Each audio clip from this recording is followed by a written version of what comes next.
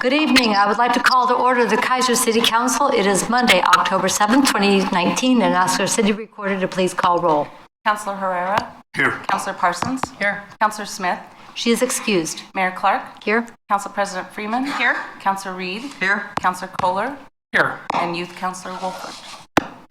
Thank you all. If you are able, would you please rise and join me in the Pledge of Allegiance?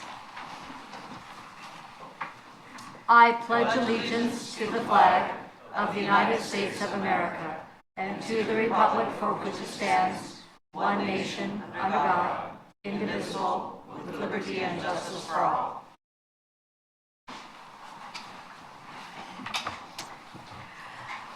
Well, tonight, under special orders of business, we're going to turn the tables a little bit. Usually what happens when we're doing presentations is I'm making a presentation to someone in our community for the work that they have done, for a special achievement, and there's so many things in our community to celebrate.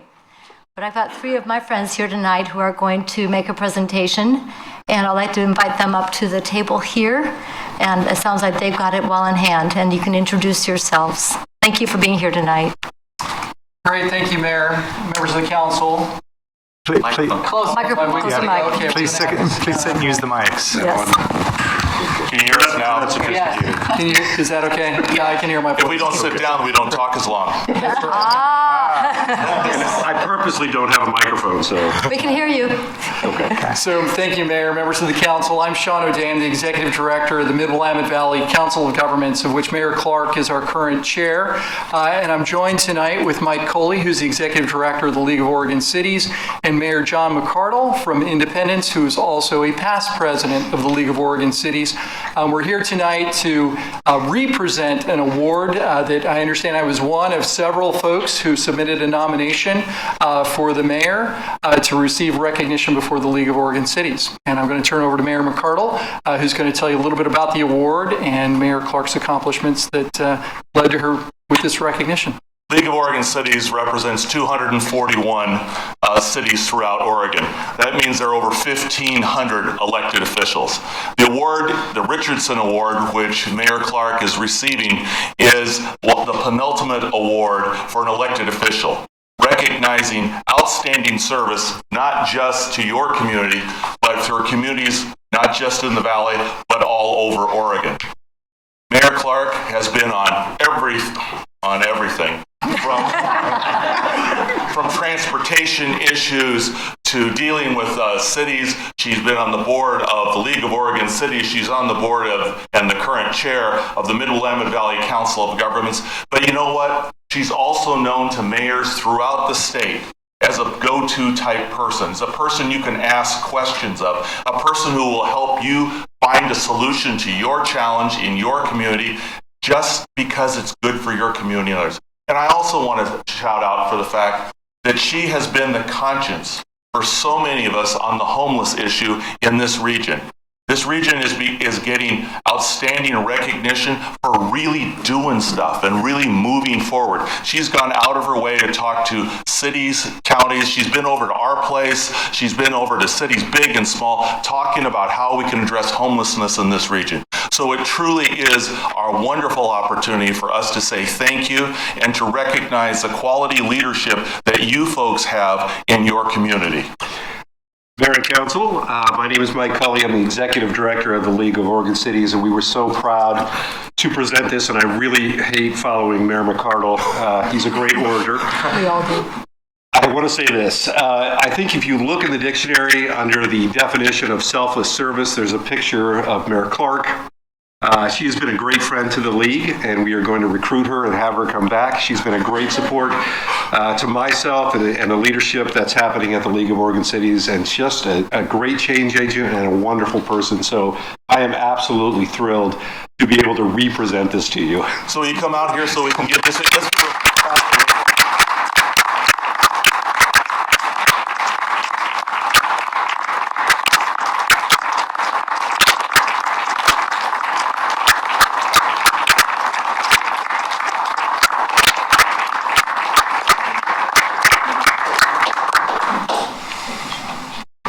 Very Mullen, yes, so there's the photo up there. Absolutely deserves it. There you go. Okay, there we go. There you go. Smile a little bit more. That was good. Thank you so much. I appreciate it. Thank you for coming. Thank you. This was a collaborator. Co-conspirator. That's right. A co-conspirator. Another co-conspirator. A number of signatures. Congratulations. Another co-conspirator. Oh, yes. Out.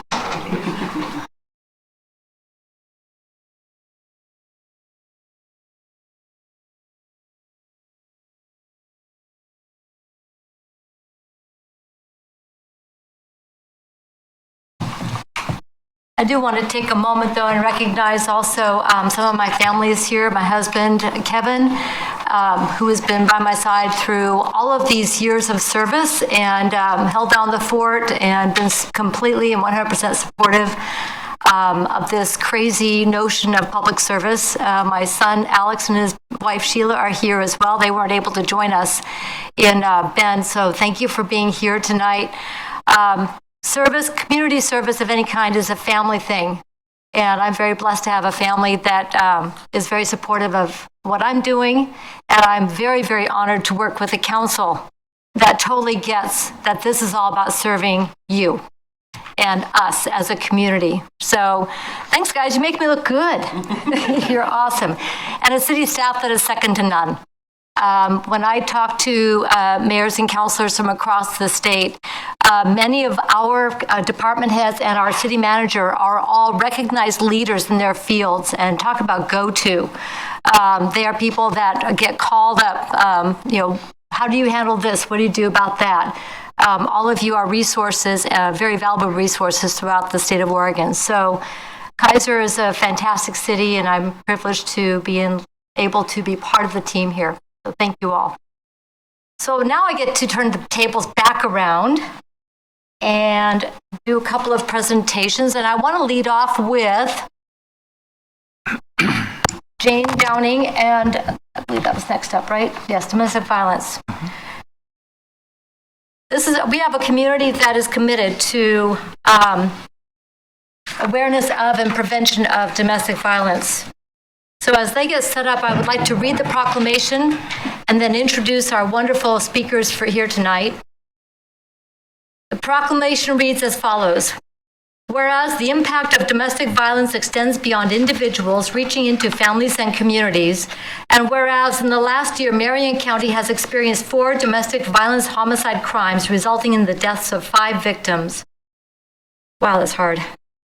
Whereas the Marion County District Attorney's Office received 1,301 law enforcement reports of domestic violence last year, filed 1,043 domestic violence cases, and filed 74 juvenile dependency cases with domestic violence allegations.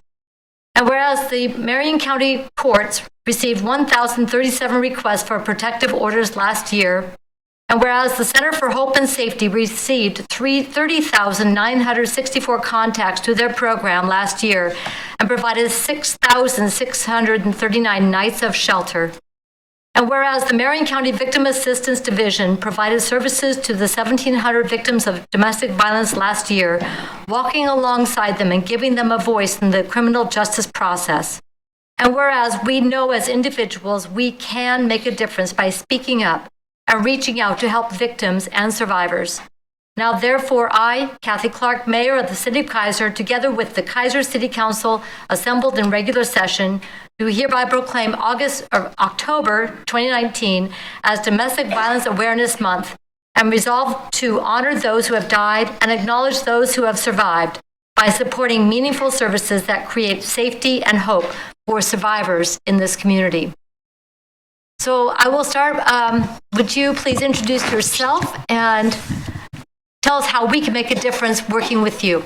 Absolutely, Mayor. Thank you very much. And counselors, thank you for having us here. My name is Paige Clarkson, and I have the privilege of serving as the Marion County District Attorney. With me here today is Jane Downing of the Center for Hope and Safety, the infamous Jane Downing. You don't even have to introduce her, I always say. And I'm privileged also today to have with me Susana Escobedo, who is the director of my Victim Assistance Division in the Marion County District Attorney's Office, a division that we are really proud of in the way that we serve victims and the way that we help them through the criminal justice process. So it's really unique to have partners of a criminal justice system and a social service system together before you. Jane will probably tell you this, but I like to steal her thunder whenever I can, because she has a great way of telling communities that it's actually really unique that we partner in the way that we do. And we just walked the steps to Safety Walk on Saturday, and we all joined in that and really do partner in this community to make it safer.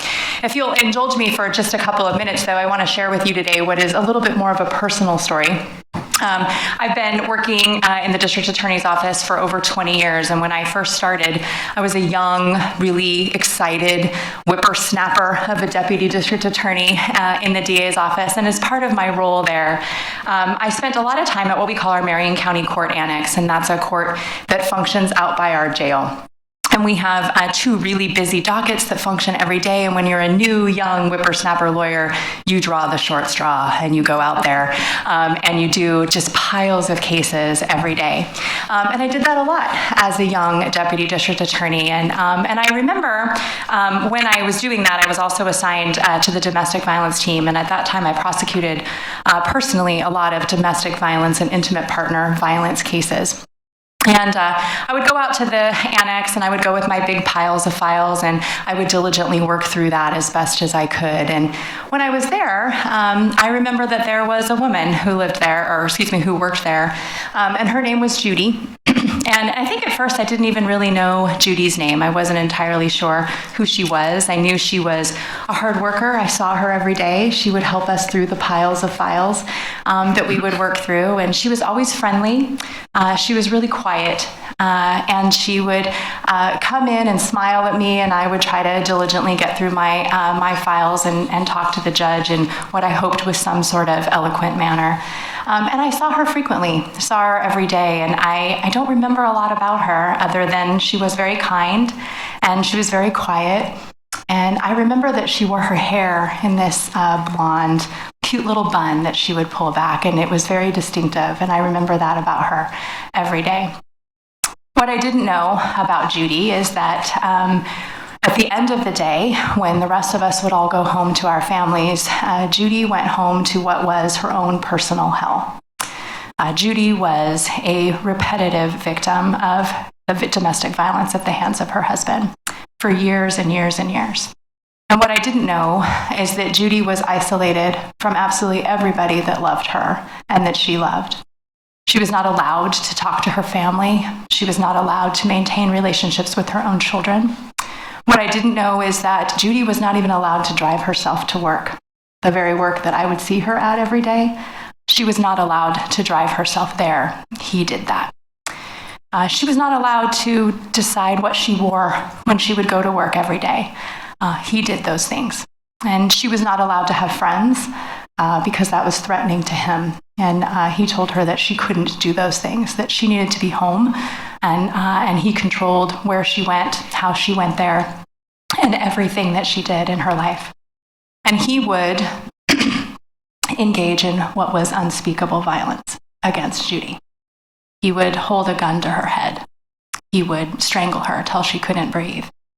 And what I didn't know, even in my job as a deputy district attorney who prosecuted domestic violence cases, is that he was convicted of lots of crimes against Judy over the years. And that included things like assault and menacing and contempt, because he would continue to contact her despite court orders telling him otherwise. And I didn't know any of these things until October 15th of 2017, when in the last act of control and of power over Judy, Judy's husband shot and killed her in their home here in Marion County. Judy is one of those individuals that you just read about, Mayor, in that proclamation. She lost her life in what was an ultimate act of control and of violence from the one person who was supposed to love her in her life.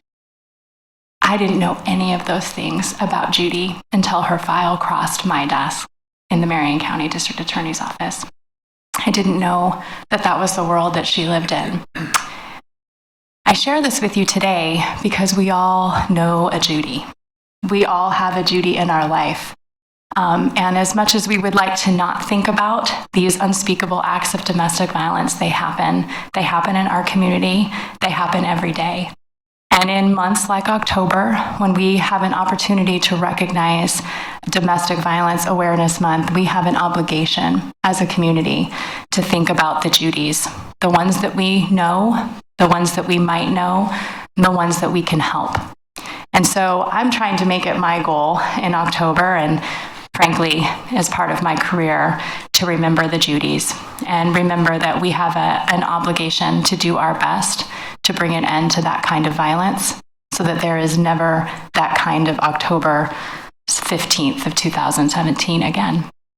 And I'm really lucky, as I said, to be able to share the stage here today with Susanna Escobedo, and I'm going to let her speak to you just a little bit about what we do in the Marion County District Attorney's Office to try to reach this goal of ending this type of intimate partner violence.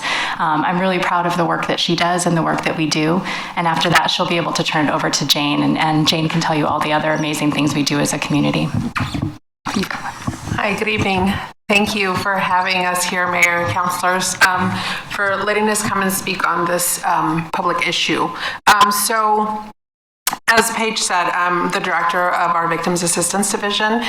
And in the last couple of months, I've been working on doing some grants for our program to help fund more advocates to come and help us continue the work that we do. And so I've been able to see what wonderful things that we've done, been able to add in there, all of the amazing work that we've done. And it really still surprises me, even though I've been doing this for almost 10 years with this program, all of the wonderful things that we are able to do with little resources. So we have advocates, a lot of volunteers that help walk alongside victims of these type of crimes, and really any crime, when they come and ask for help. Specifically with domestic violence victims, we see that they come in for help with protective orders. They come and ask for assistance in filling those out. And what we see in that is that they are just broken.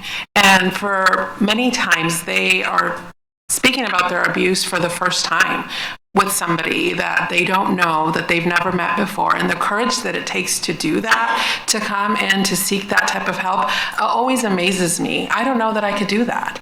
And so I'm proud that we are able to have advocates, trained advocates there to be able to help in that effort.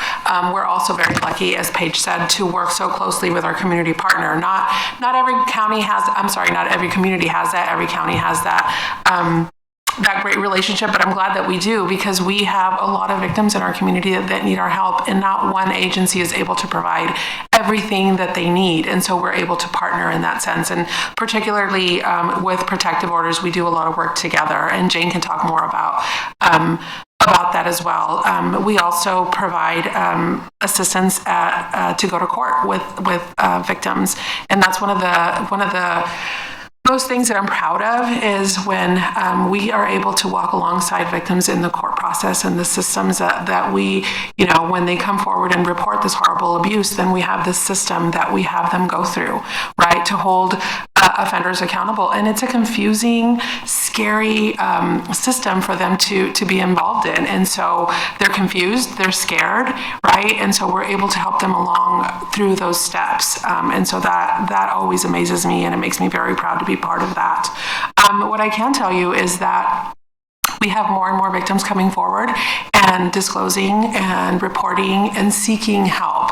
And that's great. And that's great for them, and that's great for their loved ones. But what we need to do is be ready to be able to offer the services that they're needing, the services that they need to have somebody to walk alongside alongside them in the court system, but also for, housing, transitional housing, moving expenses. So there's a lot of need that we see specifically for victims of domestic violence that we as a community can be helping with.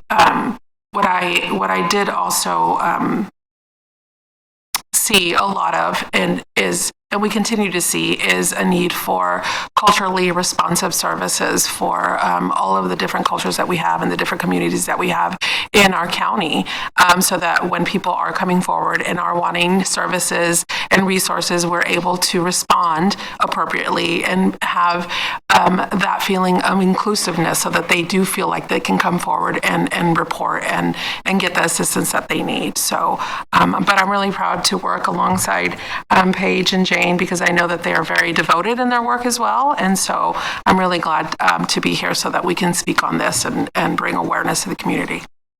Well, we're very happy to have you here as well. Thank you. Thank you.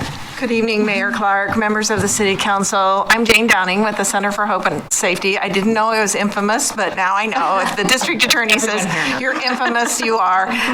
So I really appreciate the opportunity. I know that you, Mayor, and the City Council have been dedicated, and the community members in Kaiser dedicated to making sure that domestic violence doesn't happen in your community and every other community that you can. Congratulations on your award. That's showing that work that's being done all over the state of Oregon.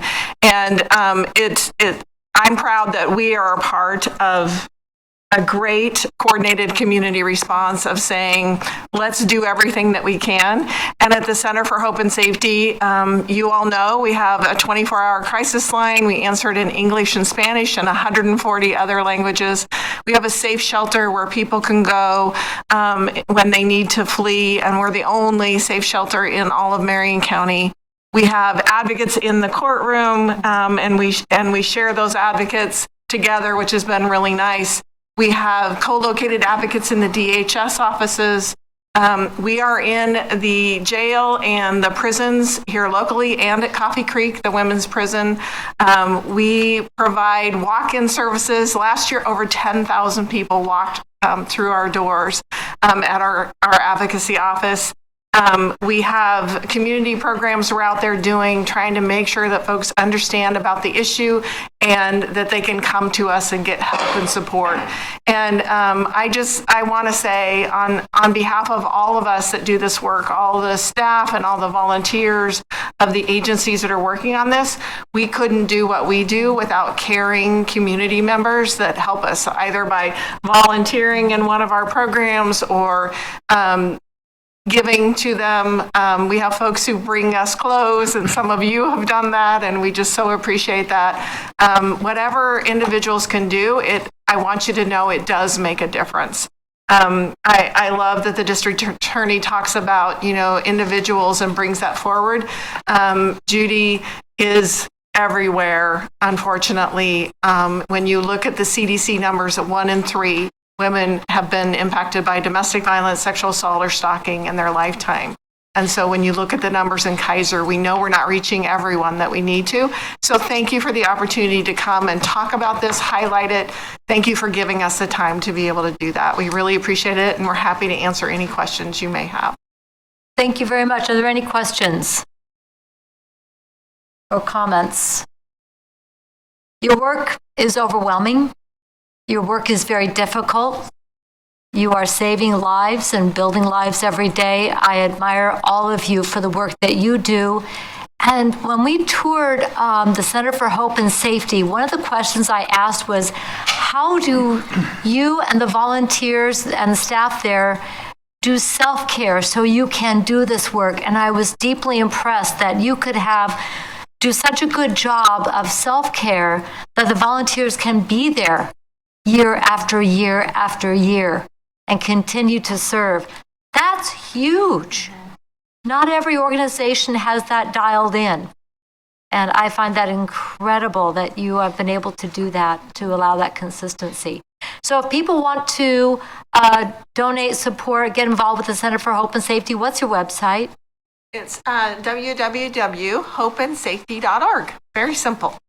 And when does Hope Plaza start construction? So we are, our plan is to begin in spring of 2021 and be open in 2022. So that, fingers crossed, everything, we raise the funds that we need to do. We will have, and for folks who don't know what Hope Plaza is, we will have housing for survivors in the old Greyhound, where the old Greyhound bus terminal was, right next to our advocacy office. So yeah, it's going to be really exciting to have some housing to be able to provide in the downtown core. Absolutely. Well, let me bring you this proclamation so that you can display it proudly, but most importantly, we are very proud to have people like you and your staffs and volunteers and a community like this that says we are going to be as supportive and as knowledgeable and as helpful as we possibly can be to make a difference for each person. Thank you. Thank you.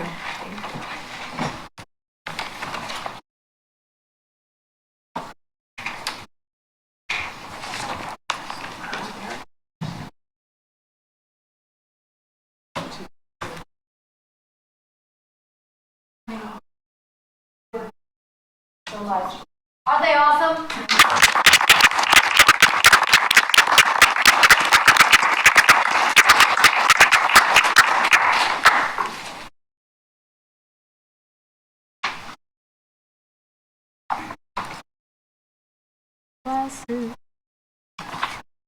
I had it right. So is Jenny or Janae Garbata here tonight? Yeah, we tried several times to connect. Okay. So she is the Associate Public Relations Officer for the Greater Salem Filipino American Association. And it's my pleasure to issue a proclamation at her request to honor the Filipino Americans in our community. Whereas October 2019 is the 432nd anniversary of the earliest documented proof of Filipino presence on the shores of the west coast of the continental United States. And whereas the citizens of Oregon should be informed of the positive impact Filipino Americans have had on our communities. And whereas in Oregon, thousands of Filipino Americans have made contributions to the fields of teaching, business, government service, agriculture, ministry, medicine, and other sciences, humanities, and the United States Armed Forces. And whereas it is imperative for Filipino American youth to have positive role models and instill in them the importance of education, complemented with the richness of their ethnicity and the values of their legacy. And whereas efforts must continue to promote the study of Filipino American history and culture because the role of the Filipino Americans and those of other peoples have been overlooked in the writing, teaching, and learning of United States history. And whereas this anniversary is a significant time to study the advancement of Filipino Americans, a time of celebration, remembrance, reflection, and motivation, and a relevant time for all of our citizens to learn and appreciate more about Filipino Americans and their historic contributions to our nation and to Oregon. Now, therefore, I, Kathy Clark, Mayor of the City of Kaiser, together with the Kaiser City Council assembled in regular session, do hereby proclaim October 2019 as Filipino American History Month, in witness whereof I have hereunto set my hand and caused the seal of the city, Kaiser, Oregon, to be affixed to this document the 7th day of October 2019. So we will get this to that organization, but more importantly, there are opportunities to enjoy and to learn about the Filipino Americans in our community as part of the rich heritage that we share. So we'll make that presentation at the next opportunity. Next up, we have a presentation of the City of Kaiser, the OSHA SHARP certification. City Manager. Thank you, Madam Mayor. And this is a big one for us. I'm going to not steal Michelle's thunder and allow her to do the staff reporting here because she did the majority of the work and her crew just really did a spectacular job. Michelle, if you would, explain this to the council. I'll try to explain this to the council. City of Kaiser contacted OSHA in August of 2017, and we requested to be considered for certification as a SHARP employer. And for OSHA, that is the Safety and Health Achievement Recognition Program. It means that OSHA publicly acknowledges a model safety and health program exists here and that safety is an organizational value. SHARP certification requires a comprehensive safety and health workplace assessment process, a lot of involvement from our employees, corrections of any hazards and improvements in our safety and health management systems, and a DART rate, which is basically the time that employees are away or restricted from being able to do their work, that's below the national average. This is a 5-year program. It's got an annual recertification process to verify that we're continuing to meet all the requirements. And the benefit is our employees are able to return to their families safe and healthy at the end of every workday, which is always our ongoing goal. It's also provides for increased production due to fewer injuries and illnesses, reduced workers' compensation, and other claims and costs. And it's something else we can highlight when we're recruiting for new employees, that this is a high value for us, and that's not something every organization can provide. Last but not least, there's an exemption from OSHA inspections after the first year in the program, which is pretty cool. So as a result of these activities, the first visit where OSHA came to see if we were ready to take on this task was September of 2017. There was a second visit in April. Between then and following that time, a lot of city staff were involved in addressing a handful of issues and developing new processes and protocols. The safety committee, our union stewards, our water division manager, and our executive risk management team all played a role in keeping this on course. As a result of these activities, the supportive consultation and recommendation of the OSHA consultants, which you will meet tonight, we've received confirmation that the City of Kaiser has been approved for the first year SHARP certification, and as such, we're the first and only municipality in the state of Oregon to receive this certification. Wow. By that, I mean not that other cities aren't involved in the SHARP program, because individual departments and sections are, but we are the first city to have the entire city be certified.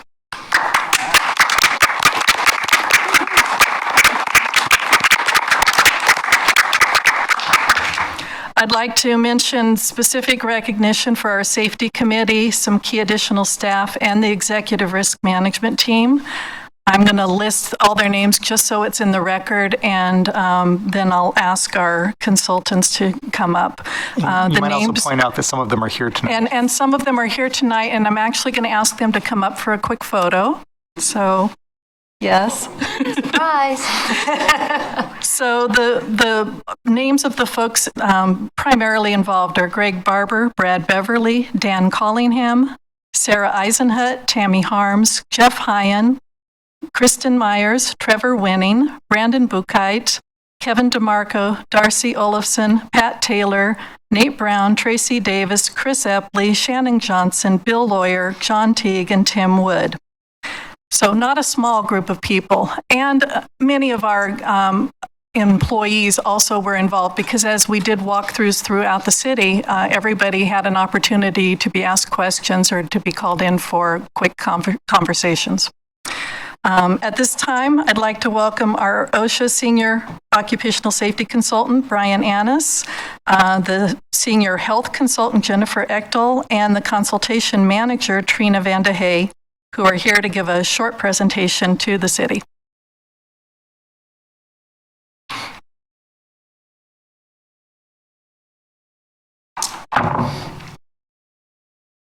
Welcome. Thank you.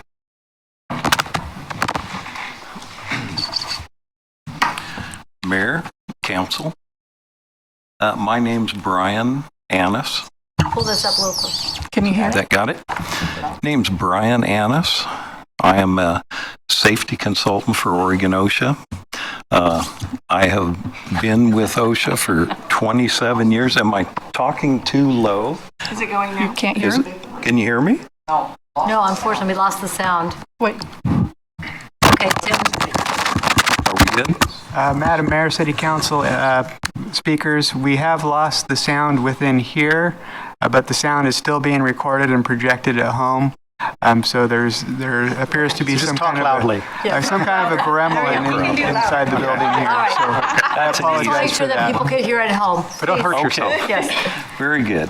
Anyway, I've been with Oregon OSHA for 27 years, and Jennifer has been in safety, or rather health, and been a consultant for 29 years.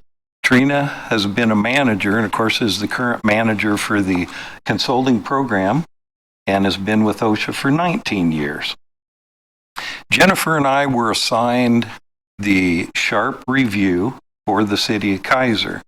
And I still remember sitting down at Michelle's desk, and she asked me, well, how long will it take? How long of a process? And I remember saying something like, well, within a few months, within 6 months. Well, it takes diligence and work to get through all the programs, to identify all the safety and health hazards that you come up with during a walkthrough, during program evaluation. It ends up being as long as it takes. So there's the answer there, Michelle. The primary beneficiaries of the SHARP program are your employees. At the end of the workday, as she mentioned, they go home safe and healthful, and hopefully have no issues. The other thing is it adds to the city's financial efficiency by reducing injuries, by reducing the cost of workers' comp insurance, big time cost savings from SHARP companies that we see that are certified.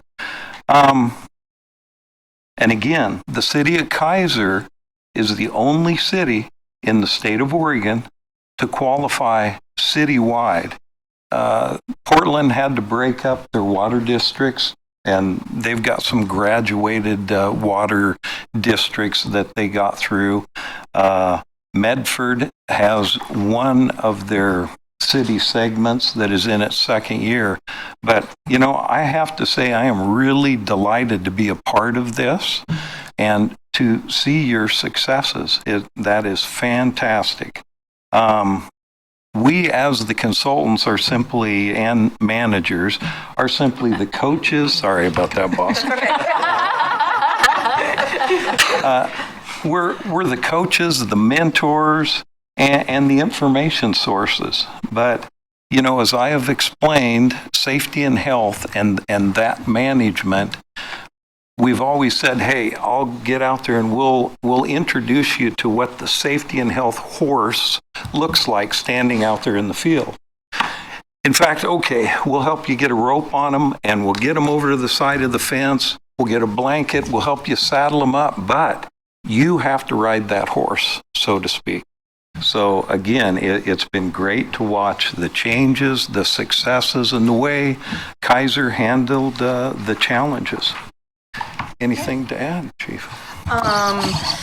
Again, my name's Trina Vandehey. I'm the consultation manager supervisor for the Salem, Bend, and Pendleton area offices. And it is my pleasure as the manager representative here tonight to actually present to you the plaque. And one of the things that we really drive home, it's signed by our administrator, Michael Wood, and he does personally sign all of them. And Oregon OSHA is one of the states that takes pride in grading quite hard. We are a hard grader or auditor, if you will, of making sure that folks are held accountable in the program. And so SHARP, Safety Health Achievement Recognition Program, is looked on as a stepping stone to our VPP, which is a nationally recognized federal OSHA standard for a voluntary protection program. So again, it's just one of those things where it's nationally recognized as well. So again, thank you from the state of Oregon for all your hard work, and we really appreciate it. Thank you. Can we get folks up for a picture? Yeah, definitely want to do a picture, and I want to congratulate all of our city staff for being so invested in making sure that you're creating a safe workplace that allows people to do their best and, as you said, go home at the end of the day safely. And I want to thank the leadership that made this possible, because we want, like our community, Every person is valuable, important part of the team. Well done and congratulations.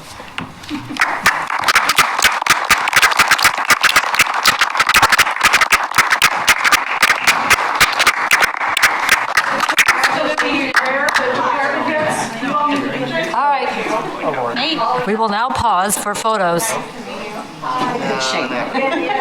Come on. Yeah, everybody. All right. Come on, you guys. Get up there. Get a great picture. For cats. Okay, we can see.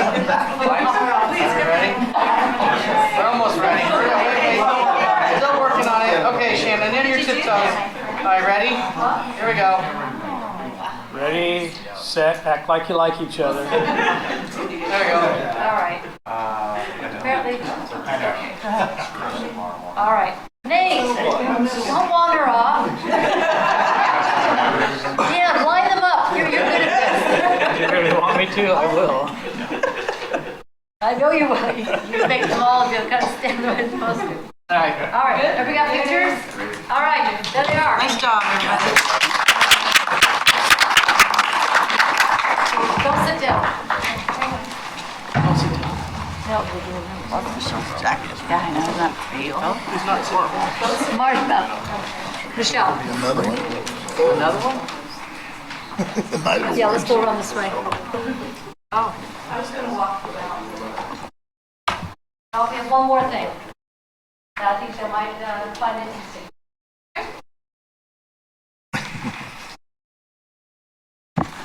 Every year at the League of Oregon Cities, one of us gets to go to this wonderful reception put on by City County Insurance. And this year, Councilor Kohler did that. And we get to accept an award that we didn't earn. The city employees did. So if you want to tell them what this is and make a presentation to Michelle.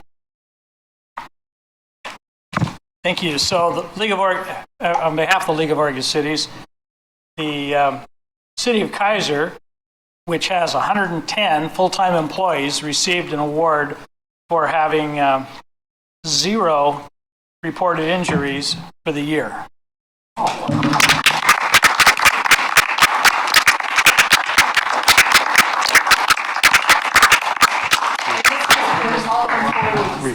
Right, all 110. So that was great for me because I got to go eat the hordivores and get the award. Exactly. We got to do something about that. Can I get a picture of you? Thank you. There we go. Congratulations. We had goals for it. Great. Thank you.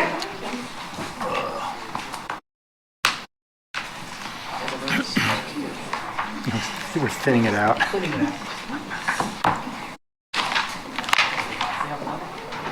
That's one of the cool things about Kaiser's. We have so much to celebrate every day.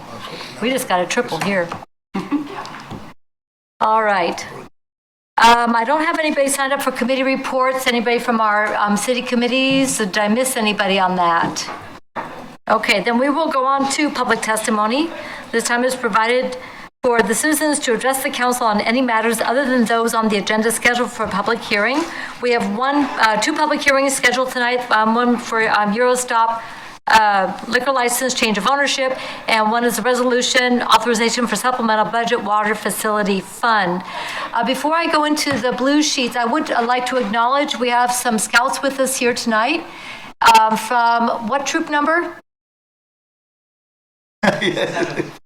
67, some troop number 67. So welcome, we're glad to have you here tonight. And if you have any questions and would like to visit with any of us, we are always welcome to do so. And we appreciate the Scouts making it a point to bring the members here to learn about local government, because this is where we get the stuff done. Kind of like the Scouts, you get stuff done. All right, thank you so much.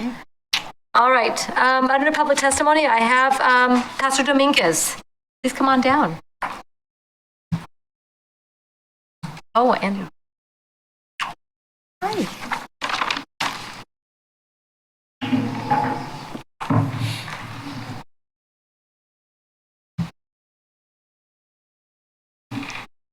Good evening. Buenas tardes. My name is Pastor Jose Dominguez. I am here with the members of Latino Action Committee. And as some of you might know, we're made up of local community leaders, Latino community leaders, and we, the members of that team, Aurora Cedillo, Irma Dash, Arturo and Olga Gloria, and City Councilman Roland Herrera make up part of that team. And most of us like to tell you a little bit about us. We are former farm workers. We grew up attending schools in Oregon. We care about our community, and we want to make a difference in our community. And so today we're not here to ask for anything. Today we're here to give something. And so one of the ways that we've been able to be involved in our community is just simply helping Latino students, encouraging them to go on to college, to go on to technical schools, but also to remember the spirit of volunteerism here in Kaiser. We not only want them to get educated, but we want them to come back and be a part of the community that they grew up. So every year in our banquet, we award 20 scholarships to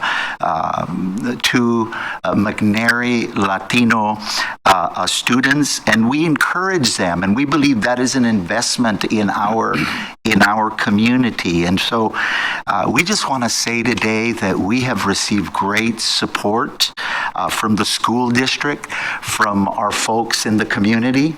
And, we try to be very economical in our banquet. And so the less we spend on our event, the more scholarships we can award. And so today, we just wanted to show our gratitude. Wanted to show our gratitude to our city, to our mayor, to you, the city council of our great city of Kaiser, for your tremendous support for our event. Not only do you help us with a nice facility, but you also attend. And that means so much to the parents, to the young people, and of course to us as well. So today we want to present our mayor, Mayor Clark, and our city council. We want to present you with a plaque. Would you like to read that? So it's presented to the City of Kaiser, and it has mayor and city council. In appreciation for your continued support for the McNary Latino Scholarship event, promoting, celebrating, and embracing Latino student success, a sincere gracias to all of you from the Latino Action Committee. Thank you. If our mayor could come.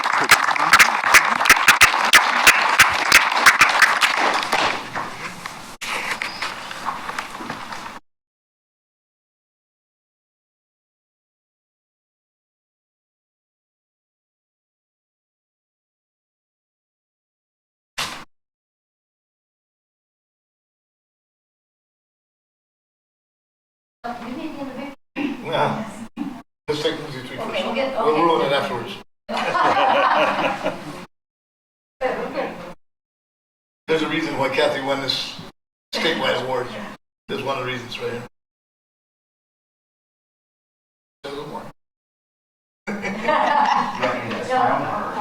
Michelle will get a picture. Yeah, here we go.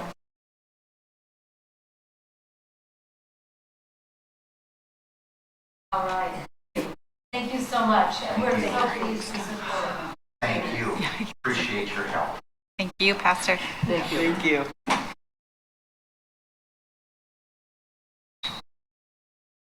Councilor Herrera? Does this mic work? No. Okay. And on behalf of LSC, I want to add something to this. There's a reason why Kathy won this statewide award, and one of the reasons is all the help and support we get in our work as LAC with our local committee. Our council has been tremendous in the work that we do. They show up, and like I say, you can pretend to care, but you can't pretend to show up. And they've showed up at every one of our events, and this means a lot to our students. I've been in contact with a couple of them that have come back, and they're anxious to help students that are still in McNary and struggling and still trying to get through to not always struggling, but getting through the system. The reason we emphasize that we are all former students is because we've all experienced, I know myself, my high school counselor did not encourage me to go to school or did not encourage me. It took my father and my family to do that. And sometimes they need a little push. And that's where we come in with our students. We had some great students that have achieved, and we had some that we help them across what they say, the bridge of doubt, and they're not sure, and they need a little extra push. So that's where we come in, and we feel like we've served them well in the last 2 years. We want to continue to do that, and thanks to our council and our city for assisting us in this very project of ours. Thank you. I also want to acknowledge that Councilor Parsons is one of the mentors. Yes. And one of her students received a scholarship this year. And I know that all of us on City Council have been very supportive of students, been mentoring, supporting, and finding ways to get involved. This is a team effort because we are that village that's raising our children to do great things. So thank you for your work, and we will continue to support all of our students toward their dreams. Anyone else have a comment, question? All right. Do we have a date for it? Oh, Councilor Reed. Councilor Reed, also one of our august teachers from McNary High School. Thank you, Madam Mayor. I wanted to say that I see this from the other end, from the beneficiaries. And these kids, they're hard workers. They just don't always know how to work efficiently. And so having mentors like the Latino Action Committee members and Councilor Parsons and so many of us in the city, it means the world to these kids to be able to have somebody to look to be able to focus their efforts in a way that's going to help them be successful. So I know that it is greatly appreciated, and it's a hard world out there in high school, and it helps to be able to find some purpose in it and to be able to navigate the waters in an efficient way. Thank you very much. Well, thank you, and thank you for this acknowledgement and our encouragement. We will put it in the display case so we can encourage others to get involved. Thank you. I have two people who are signed up for a public testimony, and you can either speak now, and then when we get to your agenda item, then we will deliberate then, or you can speak right before we deliberate on that agenda item. It is your choice, depending on how long you want to hang out with us. So that would be Mr. Greg Olson talking about the social gaming, which is later on the agenda under 8B, and then Marley Koenig for the community band. Do you want to come on down? Okay. Thank you for joining us tonight. Thank you for having me. Hi, everyone. Thanks for letting me be here. My name is Marley Koenig, and my husband, Mike Koenig, is the director of the Kaiser Community Band. They meet. He intended to be here tonight, but he became ill this afternoon and drafted me for the job. I'm not in the band, so I hope I have enough information. I am the secretary-treasurer, though. They provide, the band rehearses, it's about 45 members. They rehearse Wednesday nights at McNary and provide free concerts for the community during the year. Usually a Veterans Day concert, sometimes a Christmas concert, because they also play for the Kaiser tree lighting event too. And then a spring concert at McNary. In the past, they've performed here at City Hall. And the fee has been the performance fee, or the request is to waive the fee for using the performance area for the concert for Veterans Day on November 6th on a Wednesday. They perform on a Wednesday because they're used to rehearsing on a Wednesday, and so their schedules are already set for that. It's a free concert. We performed last year and I think the year before, and had pretty good attendance at the concert, which was nice. A lot of community members.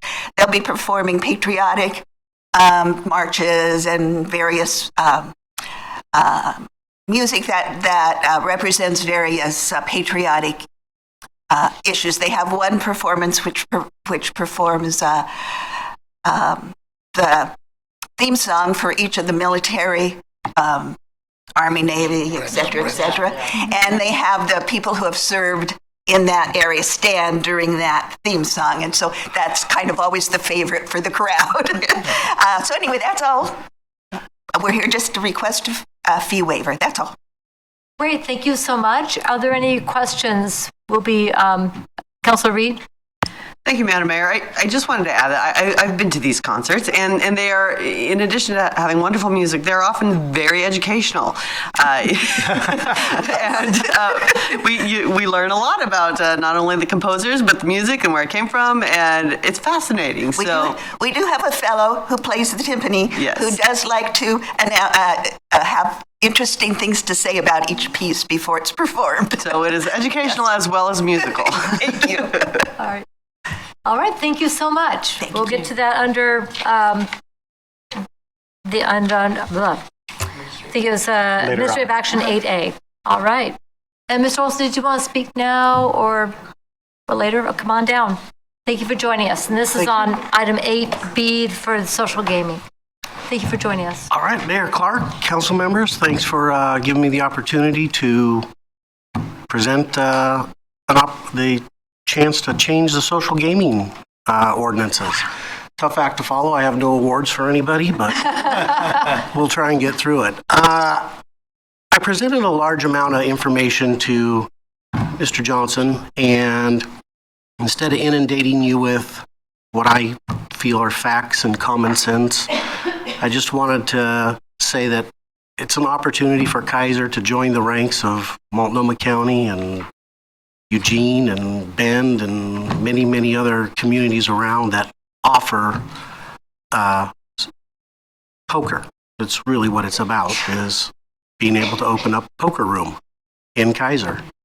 A lot of people from here, a lot of my friends, we all have to travel either to Eugene or Portland, and I've been in business for 35 years. My family has owned and operated the Elmer's on Market Street.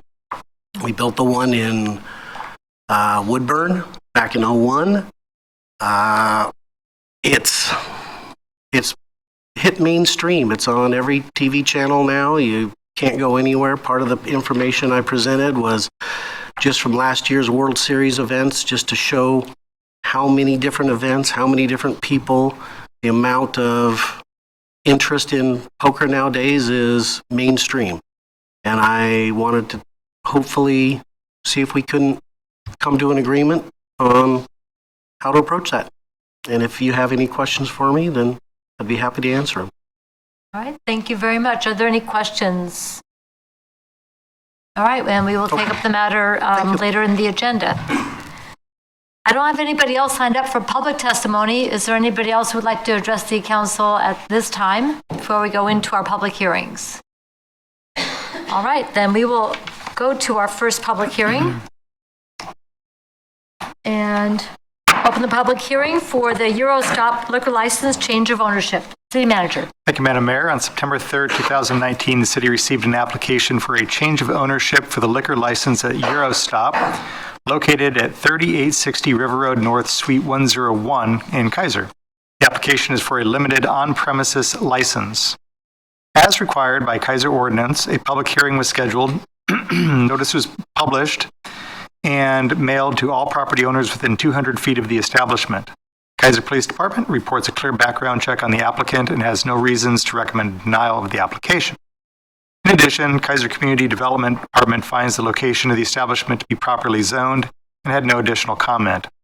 It is recommended the public hearing be opened to allow testimony from the applicants or other interested individuals, and upon completion, the hearing be closed. It is further recommended the council recommend approval of the application for Eurostop under the guidelines as established by ORS 471.178 and the ordinances of the City of Kaiser, and your recommendation will then be forwarded to the Oregon Liquor Control Commission. Thank you, Madam Mayor. Thank you very much. Are there any questions on the staff report? All right. I don't have anybody signed up to testify. This evening, is the owner here? No? So is there anybody who would like to speak to this issue? All right, then I will close the public hearing. Council President Freeman. I move that the Kaiser City Council recommend approval of the application for Eurostop under the guidelines as established by ORS 471.178 and the ordinances of the City of Kaiser, and further this recommendation to the OLCC, which is the Oregon Liquor Control Commission, for final approval. Second.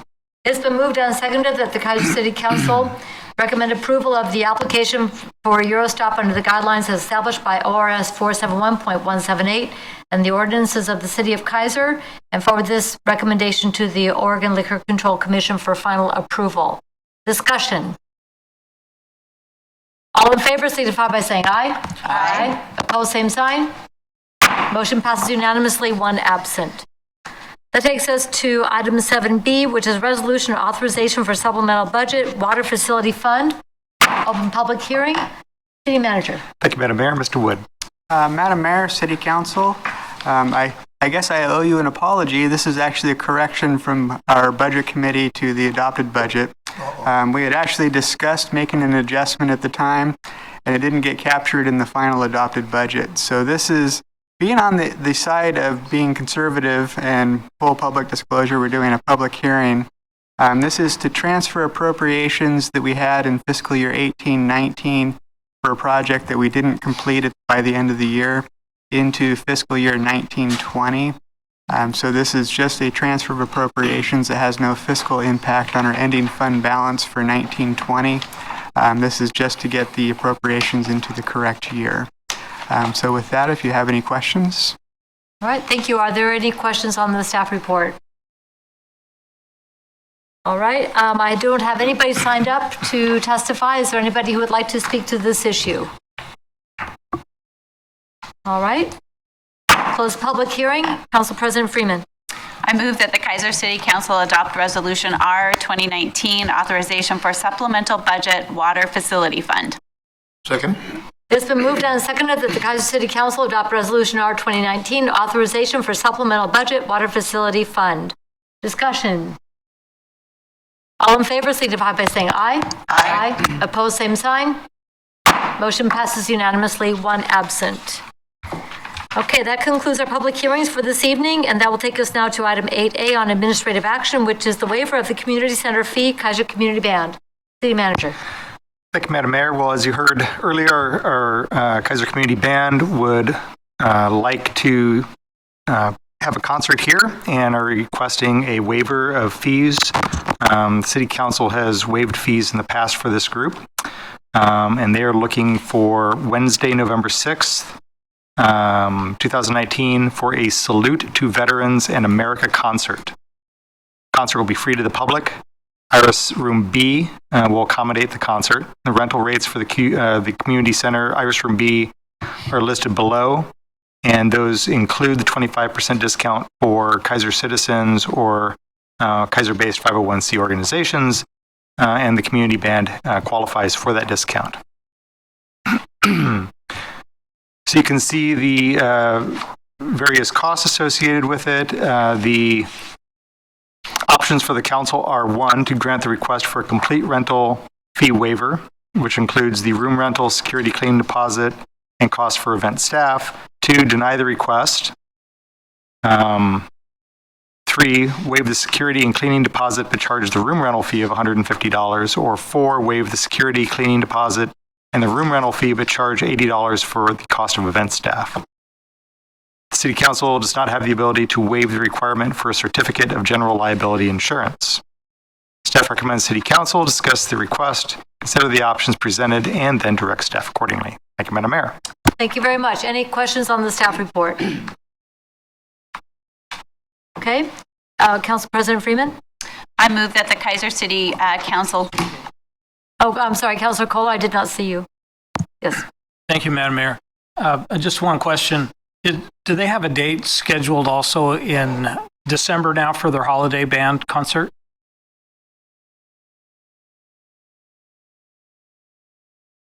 Thank you. My thought was, if they are going to have a holiday band concert, let's waive the fee for that one too. Efficiency. Okay. All right, thank you. Anything else? Okay, Council President Freeman. I move that the Kaiser City Council adopt option 1, which is to grant the request for a complete rental waiver, which is the room rental, security/cleaning deposit, and costs for event staff for the November 6th Kaiser Community Band concert. I'll second that. It's been moved and seconded that the Kaiser City Council grant option number 1 for the complete rental fee waiver. Any further discussion? All in favor, signify by saying aye. Aye. Opposed, same sign. Motion passes unanimously with 1 absent. Put it on your calendars, folks. Okay, that takes us to item 8B, social gaming ordinance. City Manager. Thank you, Madam Mayor. Mr. City Attorney.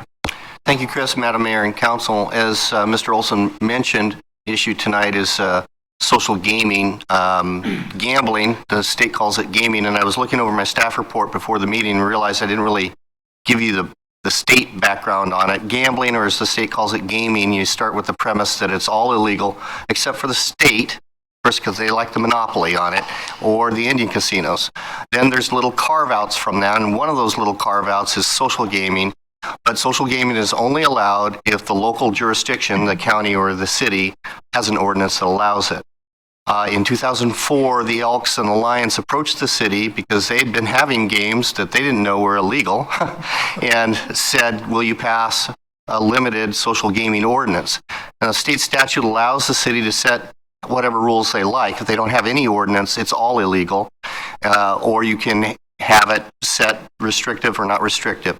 The council at that time chose to have it fairly restrictive, and you can see in the staff report and at the very end of the packet after Mr. Olson's materials, the actual ordinance, and it's limited to the private homes or primary facilities of charitable, fraternal, and religious organizations. So can't have it in a restaurant or a store or any other place. And over the years, we've gotten a lot of requests to revisit that. And sometimes it's come before the council, sometimes it hasn't even reached the council, and each time the council has decided to limit it to the current circumstances with the religious, fraternal, or charitable organizations. So it hasn't come before the council for a while, but it comes up every few years, sort of like basketball hoops. So, sorry, I couldn't resist. So that's before you tonight. I'm not going to go through the entire staff report that laid out kind of the dates, et cetera, but it's for your consideration. If the council's interested in looking at it further, I would suggest that we probably would look at some general questions of where that would go. I did not spend any time on various options of that because I wanted to weigh the council's interest first. But you can certainly direct me as you see fit. And with that, I'd be happy to answer any questions. All right, thank you. Are there any questions on the staff report or other materials that were included in the packet? Go ahead, Council President Freeman. Oh, you have a question? Yeah, so Shannon, is this regulated by anyone? I mean, the state, well, if it falls in the category that's allowed under the city's social gaming ordinance, I'm not sure that the state investigates or not. I mean, they do have a gaming division, this Oregon State Police. That's all they do is those officers, troopers, investigate gaming violations. I don't know how thin they're spread or whether there'd be, regular oversight. I'm not aware of, I don't know whether there's any specific regulations with regard to registry or licensing with the state at all. All I know is that it's basically is a carve out. If you apply, if the city that you want to work in allows it, then it's not considered illegal. Okay, thank you. Okay, I had one question also. At the end of your staff report, it talks about even if we change our ordinance, it's possible that the type of operation proposed may still be unlawful under state statute. But if it's done in other cities, what's the difference? Well, so thanks for the opportunity to clarify that. And I didn't mean anything about Mr. Olson's suggested operation because I don't know what he has in mind. Several years ago, we were approached, and without going into a lot of detail, the type of game or poker they were suggesting had indirectly what's called a house take, and that's just not allowed under state law. So in that particular circumstance, I was able to tell the people that even if the council wanted to, they could not legalize the type of operation that you have or wanted to have. And so that's all that reference means. Even under state law, social gaming can't have a house take. So you can't make any money. There can't be a dealer that makes money off the game. So the dealer then would be an employee, so they're not making a percentage. Typically, there's no, all the players in the game may pay a fee to be a member of the club, and the club has its income from that fee only. So the actual money at risk in the game can't be shared with a house, so to speak. So you'd have a regular game of poker where the deal, that the hand is set around, but everybody has the same odds. So you don't have a game that has house odds to it, if you will. So blackjack is a typical house odds kind of game. I'm not sure how that plays under social gaming, because my understanding is you couldn't have house odds, but I'm not sure about that, those details. Councilor Parsons? You kind of answered my question a little bit, but I'm curious, does the city of Salem have this ordinance? Because I know they have like all this stuff. Salem, Mr. Olson was indicating, no, I don't believe they have card rooms. I don't think they allow it. I think Portland does, Eugene, Multnomah County. So they can be a member of the club, right, and that fee would be that, but the house could take it. So I guess I'm just curious as to how they would. Yeah, and I'm not certain about that either. Mr. Olson, do you want to go ahead and answer that question for us? Sure. Thank you. The way the clubs make money is from the door fee. It's a one-day membership, in essence, to get in, and then the house makes it's called a rake, and that's when you take money off the table every hand that's played. And there's no rake in the clubs in Portland, Eugene, Bend, anywhere in Oregon. It's a rake-free environment, and the only money the house makes is the door fee from the people coming in. Okay. Councilor Herrera? Real quick, there was some language in the material about age limit, and in this case, you're not around.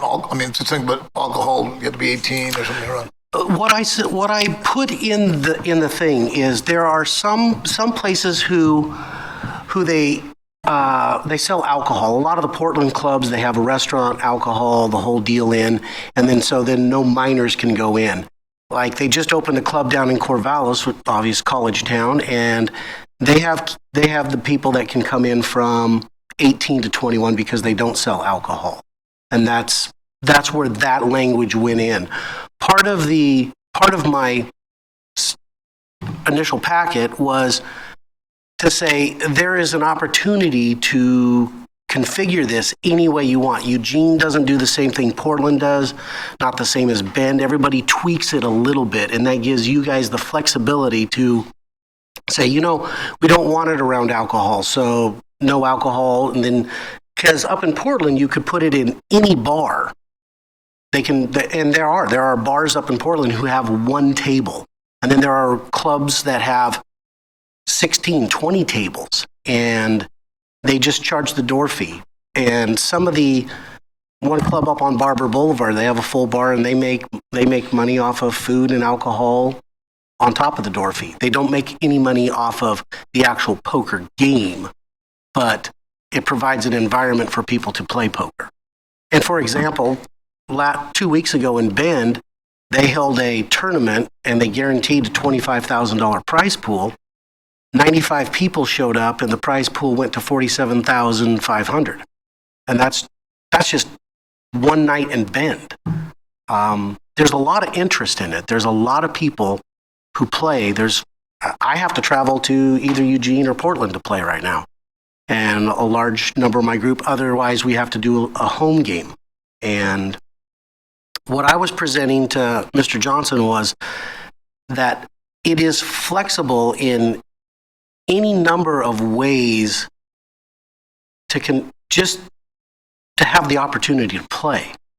The 21 games, if you're playing blackjack, that is the house banking that game. In poker, Texas Hold'em, the house doesn't bank anything. It's all money amongst the players that stays amongst the players.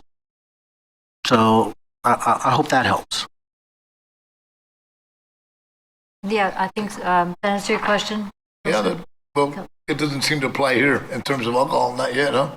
I'm sorry? You're not around alcohol in our, anything in Kaiser here. No, and that's what I presented. I said I believe enough in it that it doesn't have to be. You know, you were talking about control and who oversight and who watches it and who manages it. You know, if it's in every bar, if it has the opportunity to be in every bar, that's not important to me. I've had bars, I had restaurants. The game of poker itself is so mainstream and so popular now that it supports it just with the door fee. There's that many people who play. I can go play on a Friday night up off of 122nd in Gresham, and there'll be 120 people who go in on a Friday night just for a game. So my suggestion was, if you're worried about oversight, if you're worried about people getting drunk, if you're worried about that kind of environment, I'm happy to do it without any alcohol. I don't need the alcohol. I don't need the food. You know, the community has enough alcohol and food if that's what people want to do. Poker players really go play poker. I've been in the lottery business for 20 years. And lottery players aren't necessarily big drinkers. They drink coffee, and it's not about alcohol. Thank you. Okay, oh, Councilor Parsons. Yeah, okay. Is there a limit at the table, or can people just lay down as much as they want? I think that's my issue I'm having trouble with right now. The short answer to that is, generally speaking, games, if you're talking about a tournament, tournaments can go anywhere from, $20 buy-in to $500 buy-ins. I haven't seen a tournament in the Portland clubs bigger than 500. The Pac West is held once a year at the casino over at the beach, and they run $1,000, $1,500 buy-ins, which may sound like a lot of money, but in the poker community, it's not necessarily a lot of money. And in cash games, people have regulated that to, like we, in our home game, most people in our home game buy in for $300 for a cash game, which is different than a tournament. And so it's not, I don't know if that answers your question or not. No, it does. Okay, but limiting, Oregon Lottery doesn't limit how much money you can put into the machines.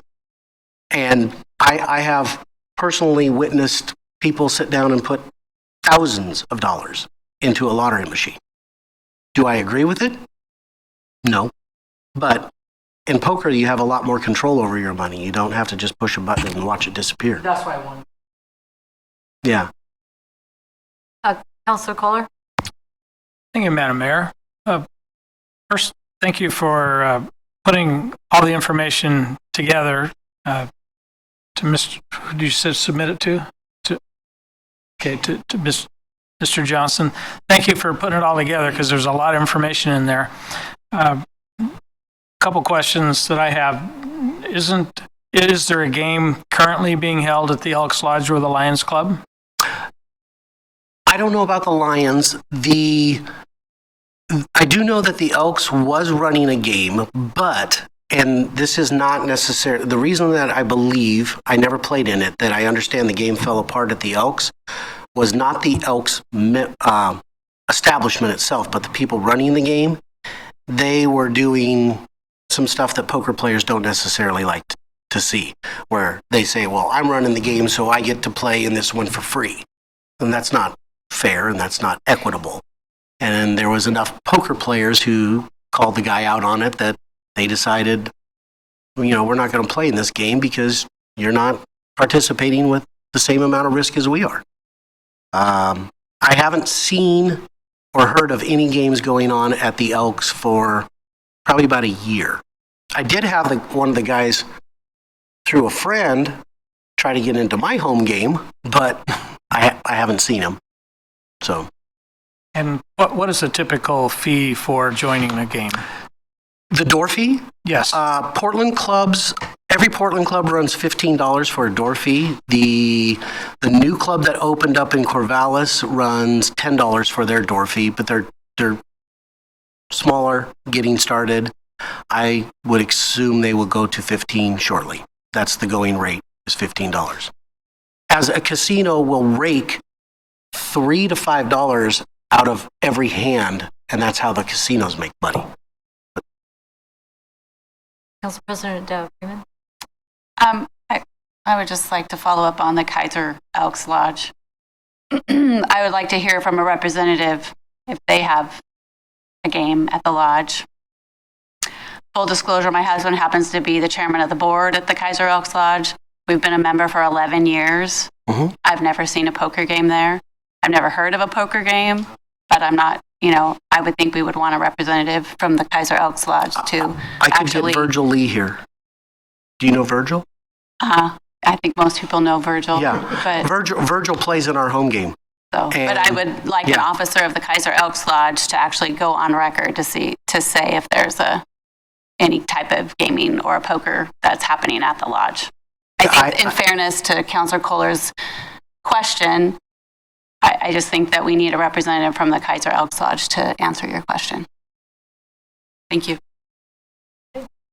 Any other questions? Thank you. Appreciate it. Okay, thanks. So, Council President Freeman, did you want to put a motion on the table? I do not. Herrera, do you want to put a motion on the table? Or is anybody interested in putting a motion on the table to proceed? That was her. I'm with Kim. Okay, so I don't see anybody who would like to put a motion on the table to make a change in our gaming ordinances at this time. So we will take this information. We appreciate the time you put into it, and I think we'll be leaving this as it is at this time. Thank you very much. 8C, Kaiser Revitalization Plan. So, I don't think we'll be here till 11:30 this time. All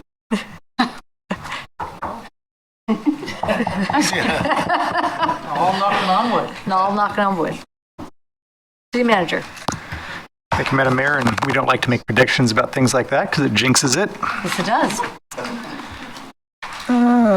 So we're going to go to Mr. Brown.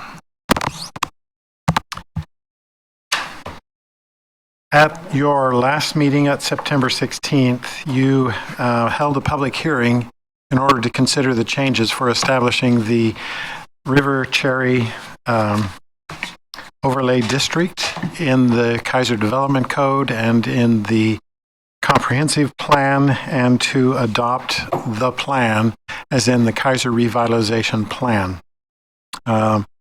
You closed the public hearing and left the record open until September 30th so that additional testimony could be submitted. There was no additional testimony submitted.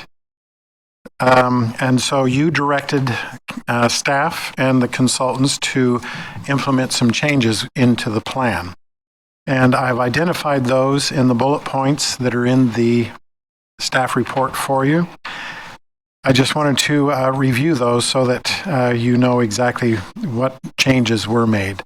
And the plan that is in the packet identifies those changes with red line text that shows up. So the appendices have been the relationship of the appendices to the plan have been clarified. That the appendices are explanatory, they provide background, but they are not binding. They are not, they have no regulatory role, and they are simply a record of the discussion and the development of where that project went and provide the background for that. The issue of the safe pedestrian crossings have been added in several spots so that it makes it very clear that the intent of the plan is to identify appropriate safe pedestrian crossings, and that has also been inserted. The matter of the cross-section of River Road is clarified as a recommendation, which is dependent upon other processes, such as a transportation system plan update or a TSP amendment. It's also been clarified that construction of improvements on the existing right-of-way width would be considered as an interim measure until future time when additional right-of-way is actually acquired, where some of those additional improvements could be constructed. And there are suggested cross-sections in the plan, which shows how that might be, but they are, again, as simply guiding illustrations of what was studied and what the committee recommended to council. The threshold of when the plan takes effect for construction of buildings and reconstruction of buildings was clarified to indicate that 25% of the total valuation instead of 25% of just the building was then changed because of your direction, which excludes interior remodels, maintenance and equipment, and maintenance of parking lots. Now that's important, as we have received a question and we are going to ask council's clarification on your policy direction regarding access control and when that takes effect. And I'll have Shane explain the details of that question. There was concern about the actual reference to the Chariot's bus schedule that was in the plan. That has basically been updated to show what the current schedule is, but indicate that's just the current schedule, and we have no control over when that schedule may change. The phrase window coverage has been changed to minimum window area to try and emphasize the distinction between windows, the types of construction, and the signs that council may or may not allow in the windows. Claggett Creek improvements are referenced in the public investment section, and new language which reference the accommodation of the future Claggett Creek Trail project has been added. The allowance for reduced parking is unchanged. However, the language has been modified to indicate the maximum allowed is not reduced. Accessory dwelling units in the RCOD are allowed 2 per residence, 1 attached and 1 detached. Parking is required only for the second ADU, which is a question as to the new statute. So the new statute basically says you cannot require a parking stall for an ADU. In this case, we are allowing actually 2 ADUs, and so there's a question of exactly what the statute is going to extend. In the plan, we're recommending that we if you were to establish 1 ADU, no additional parking would be required. But if you are establishing 2, then 1 additional stall would be required. And that's an important consideration for the council. Now, we did have the question of somebody that wants to reconstruct a parking lot, and the threshold that is actually identified in the plan for access control is actually a little bit different. And with that, I'll ask Shane to explain the subtle distinction. Madam Mayor, City Council, thank you. So in the RCOD zone, the section 2.130, which is that whole document that was all red, basically, all the new zone code. So there was a lot of discussion. We pulled the minutes. We kind of looked at the tape to remember exactly what was said on the 16th. And there was a lot of testimony that received, a lot of discussion about the appropriate threshold for when the elements of the overlay district would kick in. Now, when we talked about that, specifically things were being discussed, and I believe one of the things that was stated under testimony, not 100% on the verbatim, but something to the effect of, so are you telling me that if I'm going to repave my parking lot, I would have to move my building or rebuild my building? And clearly we all were like, no, that's not what the intent was. But in section 2.130.07, which are the access standards, so be on page 115 of your packets. In section B, there's an applicability section. And it's different than the applicability section for the entire section of the code. And this kind of drills it down even further. And it's specifically for those access management and control standards that were discussed. The consultant spent some time talking about the importance of if and when things redevelop, if there's a different street section, a big element of safety is going to be consolidating driveways, taking traffic off of side streets whenever possible, addressing the spacing issues. And I think Mr. Lawyer said, yeah, there's a lot of driveways that don't meet that standard. And so the consultant, they took the testimony, they took their notes, they modified the development code. We further tweaked it to make sure everything was truthed out and met. This piece, however, kind of slipped right through the cracks on us, and we did not feel comfortable nor sure as to what council's direction was for the implementation measure for just specifically those access management and control standards. We do believe that the language as proposed before you, we are not comfortable with that language. We would want to see it changed at a minimum to, instead of saying being repaved or resurfaced parking lots, we would much rather say something to the effect of reconstruction. That would be more in line with what we do with erosion control measures, essentially. I'm not a construction guy, but when we get into excavation and getting down to dirt disturbance, that can trigger water quality and things that I don't exactly know what they mean, but Mr. Lawyer does.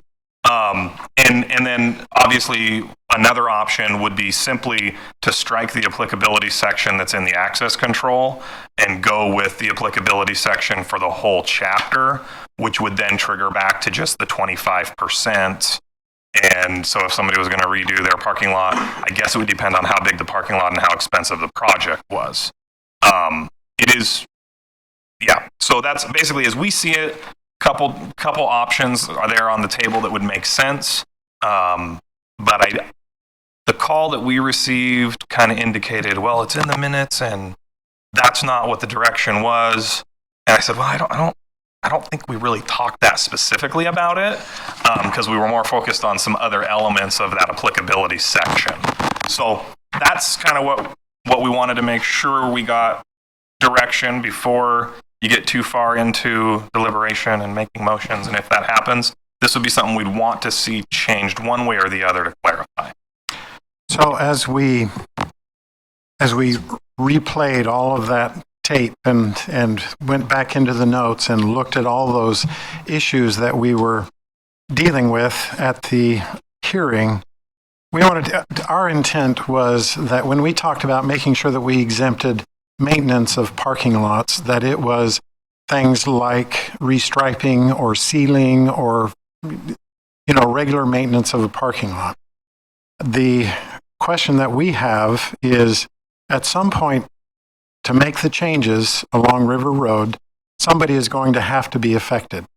And what is the threshold and what is the policy direction of council as to where that threshold should be? Currently, it's at 20% of the parking lot, and what we, as Shane explained very well, what we are thinking of is that's reconstruction of a parking lot. So if you've got to take off the asphalt and reconstruct your parking lot, the threshold is at 20%. Is that the policy direction that the council is comfortable with, is really our question to you. In any case, we would request that you actually change the word to reconstruction instead of paving or repaving, just to make it clear. Some people may consider the sealant that you put on an existing parking lot as repaving. We just wanted to make a little bit more clarification. So, any questions on that question? Do you understand the question and the concern? Councilor Reed? Thank you, Madam Mayor. I just had a couple questions. First of all, I just wanted to make sure that change of use in your world was not ambiguous. We talked about that a little bit last time and how that can mean a lot of different things to a lot of people, but in your world, is that sufficiently clear? Yeah, so in the first section of the code, earlier in the chapter, the very beginning of the chapter, the consultant actually modified that language to just completely exempt the change of use. So there was, and I know I was sitting here and I had some confusion as to what our consultant said and what they intended that meant. Because I was like, man, I process changes of uses all the time. It might be one office to another, or it might be an office to a restaurant, and we have some exemptions for things in there. So right now, the code that's before you basically says that with a change of occupancy, as long as the building itself is not physically being altered, it's going to be exempt from having to be upgraded. And there's no additional parking that's required. Yeah. So we do have some thresholds that are built into that. But the reality is we don't have necessarily, if they're doing no structural permits, there is no change of use permit per se. It comes with building code requirements that are triggered through a building permit process. And so as we evaluated all of that, we basically suggest that the change of use simply be exempt, that the other thresholds of expanding the structure, expanding the parking need, those would be the kinds of things that would trigger our look at when the RCOD would apply. So the change of use verbiage still needs to be there in that particular section, or are you suggesting we strike that part out of the applicability section? Still in there. Back into 7. Yeah, 2.130.07 B. B. 07B is still LIB. Yeah.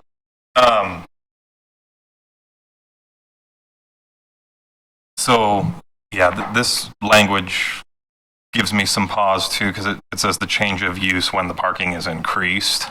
We have an exemption for parking to be not increased with changes of uses in the zone. So it's kind of unnecessary language, frankly. So it's not saying it triggers it just with the change of use. It's saying that if they were having to build new parking, then it would be the reconstruction of the parking. So we'd reword that. Yeah, I think that we would probably, I don't know that we'd strike it completely, but it would be a reworded sentence that I would probably ask my city attorney to weigh in on to make sure we were ironclad. And I'm sorry about that. As Nate and I discussed that actually this afternoon, I said, yeah, that now conflicts with the other language that we just had the consultant change after the last meeting. So we do need to make that match or clarify that. Councilor Kohler? No. Oh, Shannon. Oh, Shannon. Okay. Well, I just wanted to follow up on Nate to make sure you folks understand and make sure I understand too. This applicability standard that Shane's pointing to here just has to do with the access points. So, for example, if somebody came in, was going to do a remodel, but it was under that other applicability, the valuation one, that dollar amount, they wouldn't have to do the facade improvements or any of those other improvements. But if they change the parking, and let's just say by 20%, if that's what you choose to leave it at, they increase the parking by 20% over the existing parking area. And I noticed that says area, not number of spaces in that one. There's 3 different categories. Yeah, it's 2 different. Then they don't have to meet the facade requirements, but they would have to meet these access standards, which the goal is really a laudable goal. We've been trying to do it for years, and it's a tough battle, and that is to try to close as many driveways onto River Road as we can and have access as more combined. It's a safety issue, it's a convenience and efficiency issue. Of course, if you're a business person, I want my driveway right where I want my driveway. And so you can see those drawings in the next 3 pages, which I found were really helpful. And that's what we're talking about here. And I have this right, guys? Yes. Okay. So the issues are extremely narrow one, and I just want to make sure you folks understood what that issue was. It's just having to do just when do these access requirements, or in other words, basically closing of driveways or moving driveways, when do they kick in? If they don't kick in by the valuation one. And what it's saying here is just like Shane pointed out, that subsection B is the way it lays out, and we're just trying to confirm that's the way you want it. So just more explanation than you probably wanted. Probably the more explanation, the better. Councilor Kohler? Thank you, Madam Mayor. Mr. Brown, one of the things you said triggered a question for me. Sorry. Again, if we have a building like used to be the Connex building, which then was a Willamette Valley Appliance, and somebody says, well, I'm going to change the use, and when I change that use, I'm going to go in and I'm going to put little offices in there. You're saying as long as they don't change the valuation more than a certain percentage, then they don't have to change the facade? I'm trying to figure out. Okay, so the facade, any interior change of use that is just within the walls of the building is exempt. So the provisions shall apply as follows. They apply to all new construction or major renovation, where major renovation is defined as construction valued at 25% more of the assessed value of the existing structure and parcel of land on which it is located. That was added, unless otherwise specified by provisions in this section. Then the following provisions say, interior remodels which do not change the exterior of the building or increase its floor area or building footprint are exempt. Replacement of equipment that is needed, such as kitchen equipment or HVAC equipment, all of those things are exempt. That's the way I understood that, but then when you said that a minute ago, it's like, wait, I thought we exempted that. We have, but that is what applies to the building construction. Now you flip over, I've got two open sections here on either hand. When you flip over to access control, when we want to see a change in the number of driveways, we can never take away the access of a building or a lot.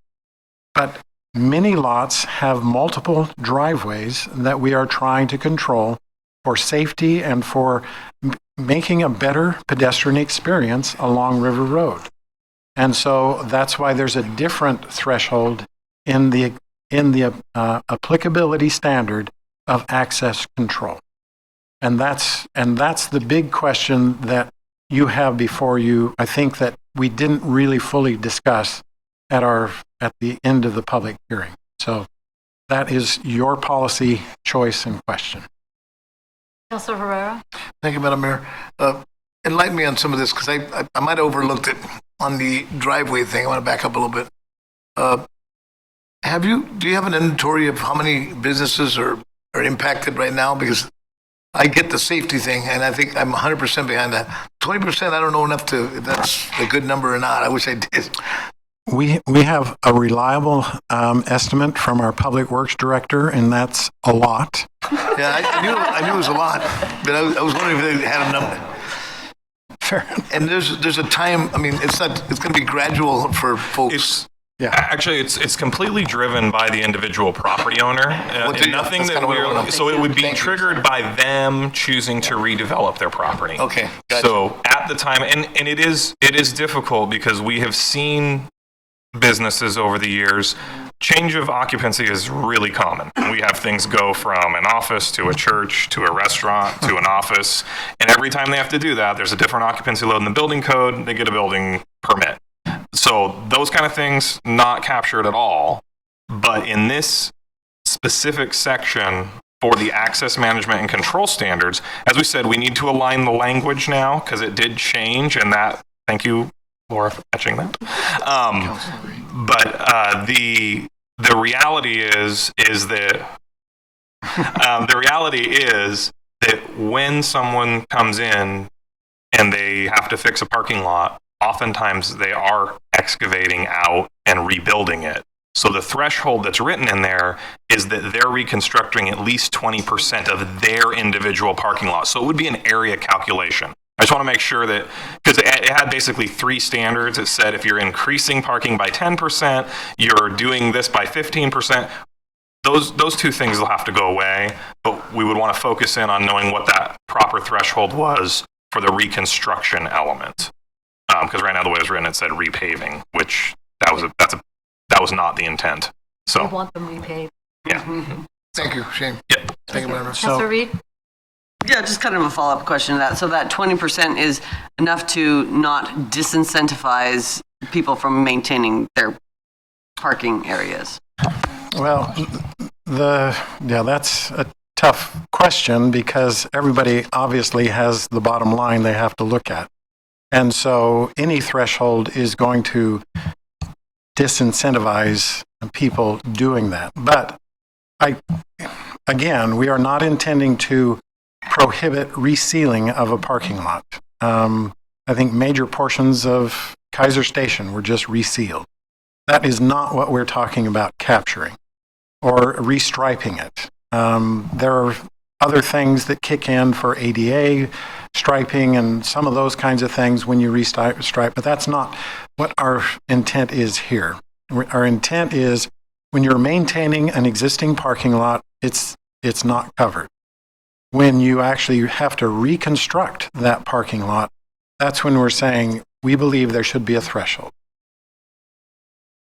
Yeah, and I think the one thing, and we discussed this a little bit, and one of the elements there is if somebody's going to rebuild an entire parking lot, they're going to outlay some pretty significant cash. And if you're investing that much, obviously, into your property, that's one of the pieces that we feel that we need some policy direction from you all, is at what level is it appropriate that we say, if we're investing this kind of money back into the community, back into your property, then where do we bring that up to this new expectation if a brand new business was coming into the same location? So I think it's a tough balance, but I mean, the reality is they maybe have to rebuild a driveway, remove a driveway drop, pour some new sidewalk that's at grade and some curb, right? They'd have to change that, Bill. So, I mean, there would be some expense in the public right-of-way to physically close a driveway or possibly open a different driveway off a side street if they had that access. But other than that, if they're already spending the money for the parking lot, it might not be a huge impact to them. Well, the standards for ADA and other things are going to kick in anyway at that point. So, plus, when you're looking at that kind of reconfiguration, you're going to make it more welcoming for people in cars to pull in and pull out because it's safer. We've got somewhere, we've got 3 driveways with 2, what I call spite fences, separating them for no good reason other than that this is my property, you can't drive on it. That doesn't make it really safe for maneuvering in and out in a motor vehicle. So when you, I love the project, and I know this took years off your life, Mr. Brown, the Copeland property, where you have the martial arts and the dental building, consolidating to that one driveway made that so much safer going in and out for all the patrons of the businesses there. So I think that's an example of what this can look like when the property owners and the city work together on making that change. It actually improved the accessibility for people driving as well as the safety of people walking. But for me, it was the safety for driving, being able to pull out, make that left turn without having somebody 10 feet away trying to do the same maneuver from the same parking lot. So I think that just to give people an example of a project we've already done that did consolidate and it reduced risk for the people driving. So what we will then talk about during our deliberation process will be the language change to, this will be one of the list. Huh? Yeah, we will, when we put the plan on the table to debate, this will be one that we can then amend, decide how we want to amend it. I'm not sure I don't want to get into deliberation outside of that step, if that makes sense. Okay. So the actions that we are, that you will be taking is to adopt the Kaiser Revitalization Plan as part of the comprehensive plan, which includes removal of the existing McNary Activity Center plan references in the comp plan. The comprehensive map changes, the commercial to mixed use, the comprehensive plan map changes, the zoning map changes, which is commercial to mixed use. And again, it's only those commercial properties. We are not recommending or putting forward to you changing of any RS zone or the other zones besides those commercial zones. And the Kaiser Development Code amendments, which create the RCOD zone, along with the supporting amendments to align the proposed changes. Now, I do have to apologize, and I tried to get it straight, but the nature of the track changes made some duplications in some of the tables, and there were some that were a little confusing. I apologize for that. I really tried hard to get it straight, and I just couldn't do it. So, the staff's recommendation is to the council to consider the proposed adoption of the Kaiser Revitalization Plan, Comprehensive Plan, and the map changes, zoning map changes, and the Kaiser Development Code amendments, to deliberate and direct staff to prepare an ordinance with findings to adopt the proposed revisions. Table 3 of the plan lays out the potential funding matrix, namely urban renewal, local business improvement districts, parking management fund, planning for acquisitions, grants, and staff support as sources of funding. Beginning the review of these actions is anticipated in the plan, but does not obligate the council to any particular action. Staff also then recommends the following motion. I move to direct the staff to begin the process to evaluate how to establish funding for the public investments called for in the plan outlined in Table 3. Table 3 is the funding table. And with that, I'd be happy to answer any more questions. So just be clear, what we're going to do is we'll do the first set first. We'll take that one second as separate motions and deliberations so we don't confuse the two. Questions on the staff report? Councilor Kohler. Thank you, Madam Mayor. There are just a couple questions that I had that I wasn't able to ask you today. One is on page 2, it says pedestrian to create additional pedestrian walkways. I thought we were going to research to see if we needed additional pedestrian walkways rather than create. And then about on page 113 talks about landscaping and the 3-foot landscape requirement at minimum, but then I thought we had 0 setbacks, and so if you have a 0 setback, how does that affect the landscaping? Well, let's take them. We're flipping pages here. So let's start with back on page 2, you said? Page 2, the executive summary. The executive summary. So it's under of the actual plan. transportation, it's the second to last bullet that you inserted. So as part of the transportation facility plan, that was the recommendation the language that you suggested at the meeting. And again, that's... My understanding was we suggested that we look at it right, and not to create it. Okay. In the later action table, the proposed actions, it talks about doing a safety assessment and to do an assessment of where appropriate pedestrian facilities may be located. So it's all subject upon evaluation and study. I think the overall goal is to create the entire plan has a goal to create additional pedestrian amenities both on the sides and crossing. So we didn't think that was necessarily a conflict I remember the conversation that you're referencing. But all of that has to be studied through engineering analysis, and it has to be warranted, and it has to be studied and inserted as part of the transportation system plan process. So I was okay with leaving it, but certainly if you want to recraft that, that's up to you. I was just surprised to see it there when it says create, and because I thought we were going to study it.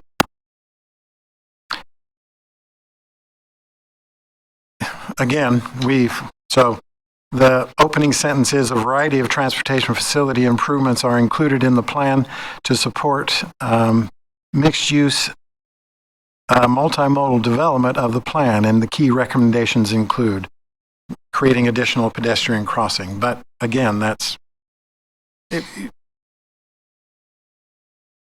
Yeah. So So be That's- thinking that's- if there's another word that, to suggest during deliberation to swap out, and we can have that, we can debate that as one of the potential amendments. What was the other one that you wanted to look at? So the Zero setbacks. The zero setbacks, the following planting standards shall apply to all required, exceptions. These standards do not apply to properties with front yard setbacks that are less than 10 feet. That is on page 114 in 2.13006, landscaping standards, under B, landscaping standards, and G is the very last one. So if you have less than 10 feet, then you're exempt from those landscape standards. Does that answer your question? I just look at B, landscape standards on 113, all front yards and all side yards abutting shall be landscaped according to the following standards. All street-facing facades shall have a landscaping along their foundation. Landscape areas shall be at least 3 feet wide. Except unless they're exempt. So G in that same section has an exception for that. And I think the reason the consultant wrote it that way was that not all buildings are going to have that 0-foot setback always. So it's essentially if they're up on the street, and there's also that talk in the centers about the pedestrian plazas. So if they're having a hard space with seat walls or planters or something that's an alternative, more of that urban design, then it wouldn't have a landscaped area because it would be more hardscaped. But if they're providing a landscaped area, that's where they want it to be the 3-foot minimum. Because if it was like a foot minimum, it would be kind of worthless. So. Was there another one? Okay. Any other questions? Clarify anything? All right, then let's go ahead and put a motion on the table so we can start down the list of potential amendments. Council President Freeman. Okay, so if I'm following all this, I move that the Kaiser City Council adopt the actions to adopt the Kaiser Revitalization Plan as part of the comprehensive plan, which includes removal of existing McNary Activity Center plan references in the comprehensive plan, the comprehensive map changes, commercial to mixed use, zoning map changes, commercial to mixed use, Kaiser Development Code amendments, creation of the RCOD zone, along with supporting amendments to align proposed changes. Direct staff to prepare ordinance. And direct staff to prepare an ordinance with the findings to adopt the proposed revisions. Okay. I won't ask you to repeat it. Second. No, but I get to. All right, it has been moved and seconded that the Kaiser City Council do the following actions: adopt the Kaiser Revitalization Plan as part of the comprehensive plan, including removal of the existing McNary Activity Center plan references in the comprehensive plan, comprehensive map changes, commercial to mixed use, zoning map changes, commercial to mixed use, Kaiser Development Code amendments, creation of the RCOD River Cherry Overlay Zone, District Zone. District? No. River Cherry Overlay District. Oh, I got it right. Zone, along with supporting amendments to align proposed changes, and direct staff to prepare an ordinance with the findings to adopt those proposed revisions. All right. Let's tackle that first one, which was the amendment to our 2.130.07B, which was the one we were just talking about with the paving, parking lot. There it is. Okay, so I would propose a friendly amendment to remove. I made a note and then I changed it. Change the word from repaved, resurfaced to reconstructed. So more than 20% of the site's existing parking area will be reconstructed. So I'm proposing that as a friendly amendment. Does the mover accept that? Second? No, Do you second, accept it? second agrees. Okay, so it will be amended. Is that correct, Nate? Is that the way you needed it? On that one, there was also the 10 to 15%. Well, that's the first one, though. Okay, We got that okay. one. We got- Are we good with that one? That one's good? Are we good? Yeah, that was good. All right. Hey, I'm going to take these, one little bite at a time. That was easy. That one was easy. Okay, so that's the First Amendment. Okay, the second one was on the change of use where the site's required off-street parking area will increase by more than 10%. What was that? What is that change? I didn't write that down. Yeah, we're locked in now. I'm okay with this. What was, So this goes to the conflict of when we rewrote the change of use language with the thresholds that it would be captured. So we are suggesting that you can go ahead and strike that altogether. with strike the entire B that I just amended? Say, cut. Which part? That involve a change of use where sites required off-street parking will increase by more than 10% of the existing area. That one. Is that what you're saying? That phrase? Yeah, so, and again, I apologize. This one kind of slipped through cracks. I had a sticky note on it a couple weeks ago, but so in the parking section earlier in the chapter where we regulate how many parking spaces for each commercial use, there's a specific exemption that says changes of use from one use to another of an allowed use in the zone is not subject to additional parking requirements. Gotcha. And so it's intended to be more flexible for business owners. We have several existing complexes where they were built to a certain standard, and then I've actually turned away some building permits over the years because a restaurant requires more spaces than, say, that office did when it was originally built, and then they can't change the use. And we are reducing our parking standards as well, but we still have an exemption in there that says, hey, if something was built at this level and you're going to do a change of use and it's going to increase parking requirements, well, it's not going to increase parking requirements. So the issue I have with this language is that it conflicts. It will never come into play. Like, there will never be an increased need of parking with a change of use because it's specifically exempt from increased parking. So my recommendation to streamline it would have it to read something along the lines that you'd have the first sentence, then the comma, the provisions of this section shall apply to development that, basically where more than 20% of the site's existing parking areas will be reconstructed, and eliminate those other two sections. Well, yeah, because they're both for change of use. No. Right, but if somebody comes in and just increases the number of spaces. Yeah. So that's the policy direction from them to say that the change of use element should that just part's go out. away. So the question is, though, do you still want that second one left of 15% of the existing number increasing, even if they didn't increase it by 20%?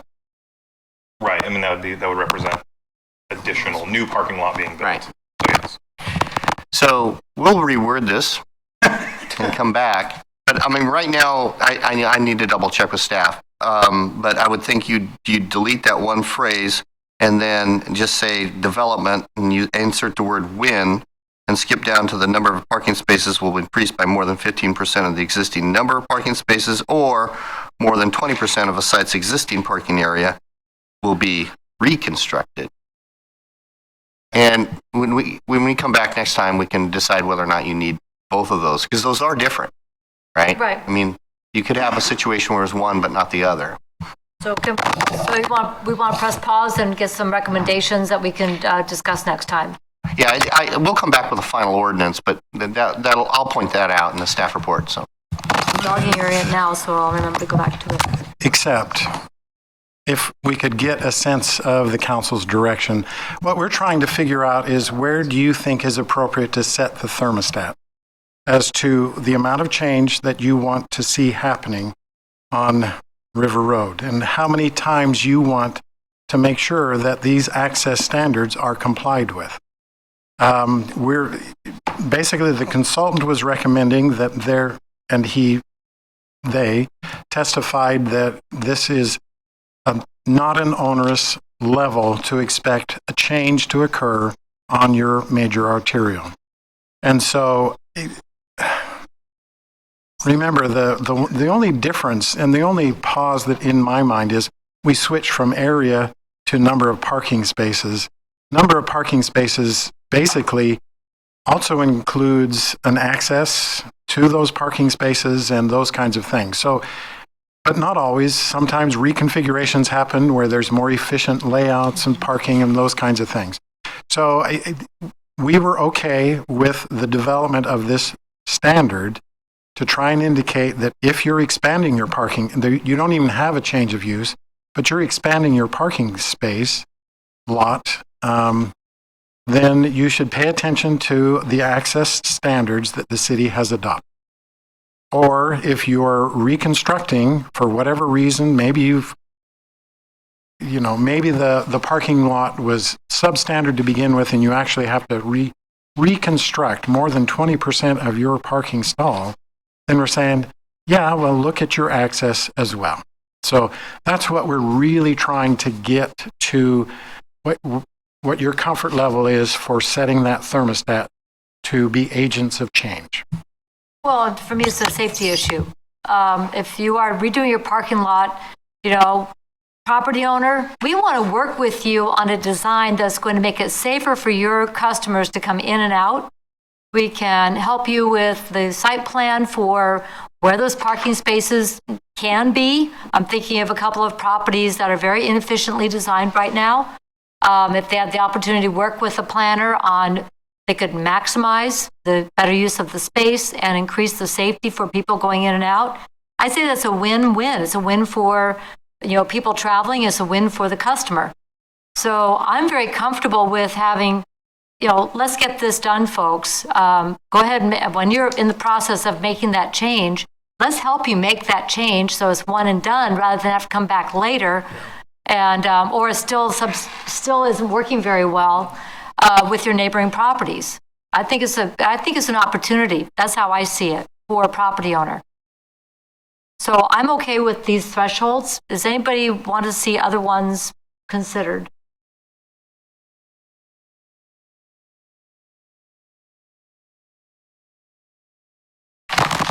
It is 15% of the existing number of parking spaces or 20% of site's existing parking area. What do we have? Today. We have nothing now. Well, with new development, we have access control standards adopted in our street standards of the development code, but it's pretty limited. It would be to brand new commercial development and or subdivision platting or land divisions. So that we do have some access control standards in our code right now, but otherwise, no. This is a more robust access control program for sure. Okay, so what I'm hearing is that come back with a recommendation, use these levels, and then if people have additional thoughts, we will debate it in the final decision. Okay. Other changes, proposed amendments? Anybody else? Councilor Kohler? Just on that one word, instead of create, to put create sidewalks and pedestrian things rather than research that or to examine maybe the use of that. Change that line. Well, if you use the word consider, it would be consistent with the other references in the plan, so that would be fine. I don't see that creating any kind of, what are we going to do now? That's fine. So your friendly amendment is to change the word create to consider? Mover? Hold on a second. Counselor. Well, it was his friendly amendment. Sorry, Counselor Reed. Yeah. Thank you, Madam Mayor. I just feel like create is a little bit better of an action item. I feel like we want as much of this to be actionable as possible, and I feel like it's couched in language at the beginning of, based on studies and so forth. I think we want to have a direction where this will actually be put into practice based on the research and consideration that we do. So I like create just because it's more actionable. I think that's well considered. That's something that I think we'll really take up in the transportation system plan, because we're going to apply for, get that into the plan to apply for any grants. Each one's about $250,000 to do. So I think we'll probably see that pop up in detail in the transportation system plan, if I'm guessing correctly, and I'm getting a head nod from Mr. Brown. Okay. But your point is well taken. There was, I have to remember not to lean back because I just told all you all that. I've got a couple I would like to propose.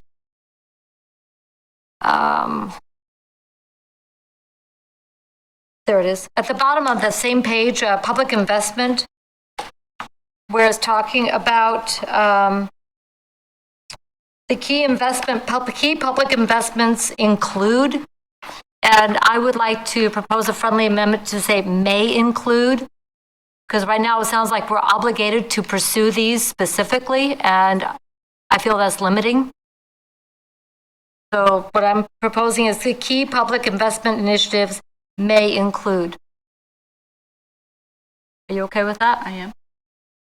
What page is that in? So on same page, page 2 at the bottom. Go back to the beginning, executive summary. So you're just changing wording? I'm adding the word may rather than specific to include. Yeah. I'd like to be allowable, but I don't want to be limited to. Councilor Reed? Thank you, Madam Mayor. I just want to make sure that when we change things in the executive summary, the corresponding things that we're summarizing also get changed. Yeah. We will double check that in the preparation. All right. Thank you. I've got another one unless everybody else wants to jump in. I know, big surprise, right? And this is something that I know was talked about a great deal in the process, because it's a great example of a gathering space, and that's the Wallery Christmas Tree Plaza. This language sounds like create accessible public plaza to include upgrades to Wallery Christmas Tree Plaza. That may include, as we develop this, if that is the logical place for a plaza, we will do it. If it is not the logical place, I don't want to be stuck saying, well, we got to do it. Right now it's a lovely place for, at least once a year. And if there's possibilities for doing something for an upgrade for that region, great, wonderful, fantastic. But I think that I feel more comfortable with May. It's next page, top of 3. Oh, top. Executive summary. So the actual create an accessible public plaza, the Kaiser Revitalization Plan suggests that the city invest in 2 plazas during the next 10 to 20 years. So, right.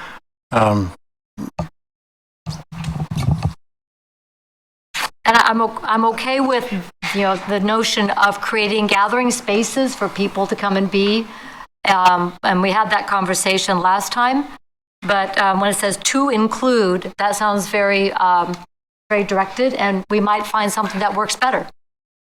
So I think it's a great example, but I would not want to be married to it.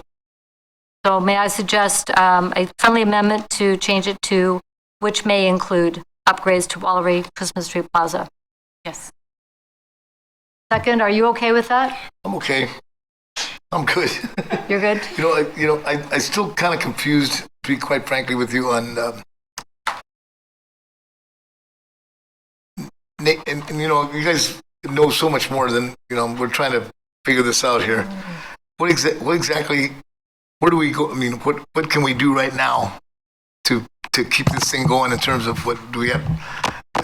I want to move the ball, sort of. I appreciate the question, Councilor Herrera. We, and that's the whole point of the plan, is it lists, after a lot of study and a lot of evaluation, it lists some suggested improvements.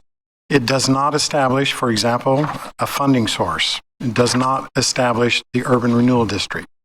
It just simply says the city needs to be prepared to invest to change the feel of our major arterials, that we need to be prepared and step up to the plate to actually invest in our community. And it gives these as a suggestions. And we actually had them put a design together so that you could see what that would translate into. The suggested design in the plan assumes that there's going to be redevelopment and that the property to the east of that plaza would be redeveloped into something more in line with what you're seeing exampled here in the plan. And so, yes, it does get confusing, and it is hard to say, well, wait a minute, there's just a bunch of suggestions here. But it does create the structure of the code that all of this is going to be evaluated. As part of the background, it did a market analysis that said, under existing conditions, people aren't going to be able to demand higher rents in their property because the current level of improvement is pretty commensurate with the market as it exists today. What this plan suggests is that the city has an opportunity to invest more and to do more and to create more space for our citizens in this community through the implementation of some additional concepts, creating 2 additional plazas, one of which they outlined. They gave another example of improvements that could happen up on Claggett Creek. Those kinds of things are examples of what we would hope to implement through this regulatory structure. So yeah, are we good with a second? All right. And then to Nate's point, if it's in the plan, then we can go for funding. There you go. With our transportation system plan, when we have projects in the plan, we can then go for the grant funding. So this is actually going to be an avenue for us to be able to apply for grants. With our parks, our master plan, that having projects in the master plan makes us able to apply for grants. So this is a funding mechanism in that. I do have 2 other changes I'd like to make. One is a rather simple one. It's on the landscape. It's packet page 114. It's page 11 of the code. And I'd like to add a reference to the street lists or the city lists. Where did I put that? Yeah. Page 11. Here it is. On 2.130.06 landscaping standards, under B1F, it says plants approved by the zoning administrator or on city-approved list shall be used. Can we add that phrase on city-approved lists to 2D as well? Right now, it just says plants approved by the zoning administrator shall be used. And we do have like a street trees list, things that would be appropriate. So I'd like to add that phrase there. Yes. The mover says? Yes. Second says? Okay. Thank you. I think we have a fabulous street tree thing. So I've got one more. And this is a conversation I started late in the evening last time, and we kind of did this on communications. This is on the Cherry Center. It's on packet page 105, code page 2, and elsewhere.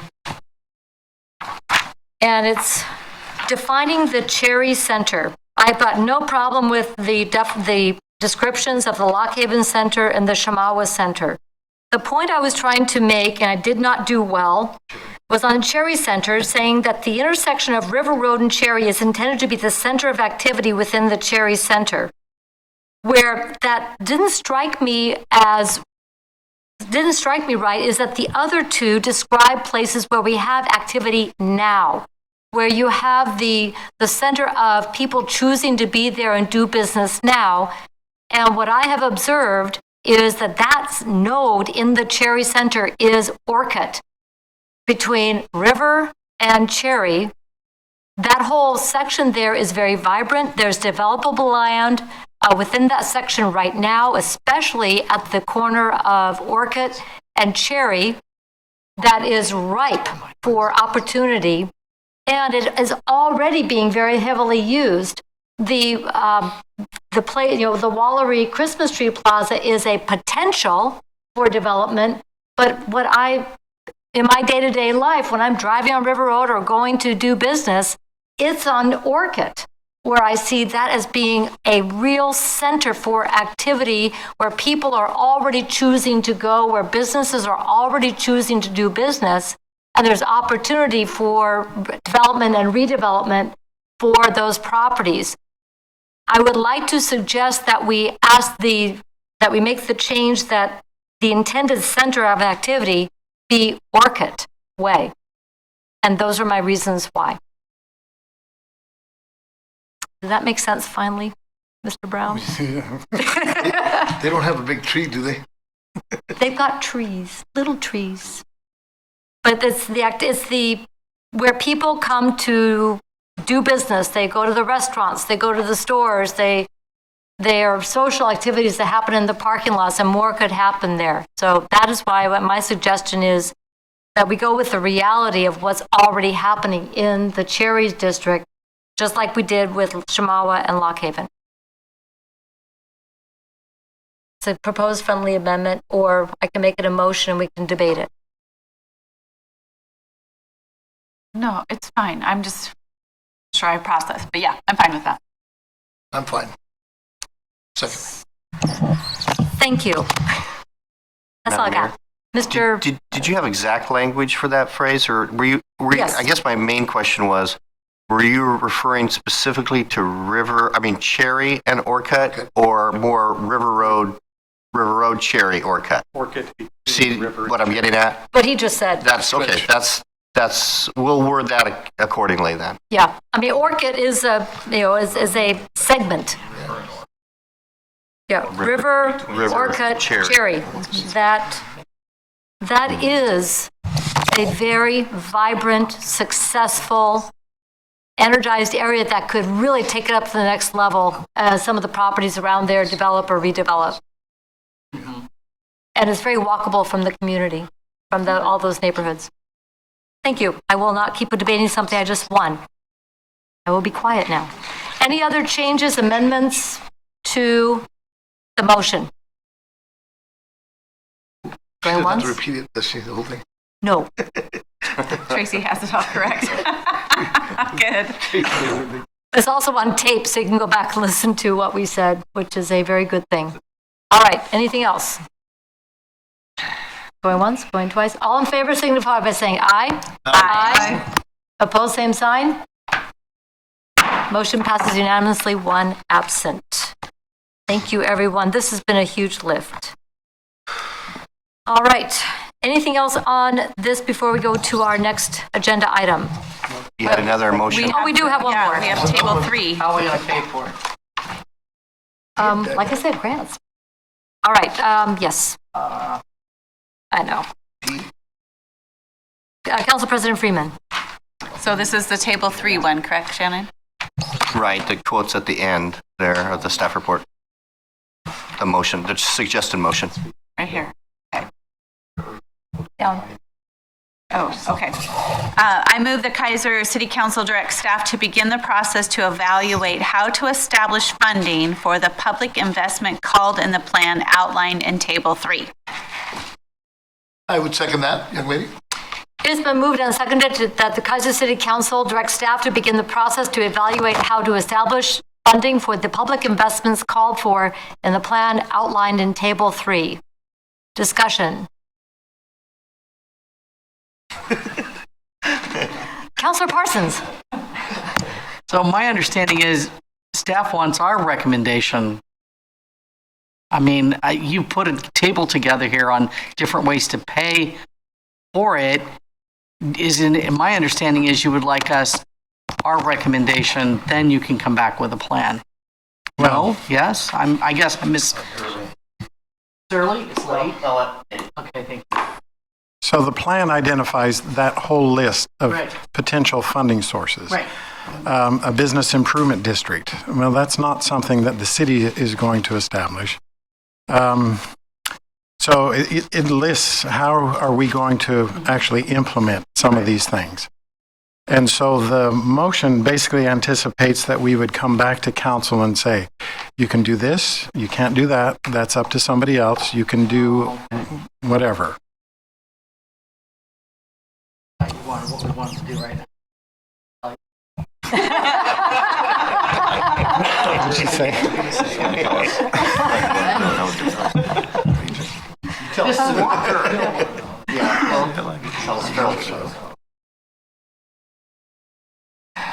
Well, again, this is going to be that opportunity to put together options on the table for us to consider, and also different projects are going to have different funding streams. But this is something that when we had our fledgling Economic Development Commission, this kept coming back up. Where's the money going to come from? With a plan, then we can start looking at the appropriate streams to plug in, because it's not going to be one size fits all. It's going to be one size fits one. Each project is going to have a unique funding strategy, and then we'll be able to pursue that and execute on each one.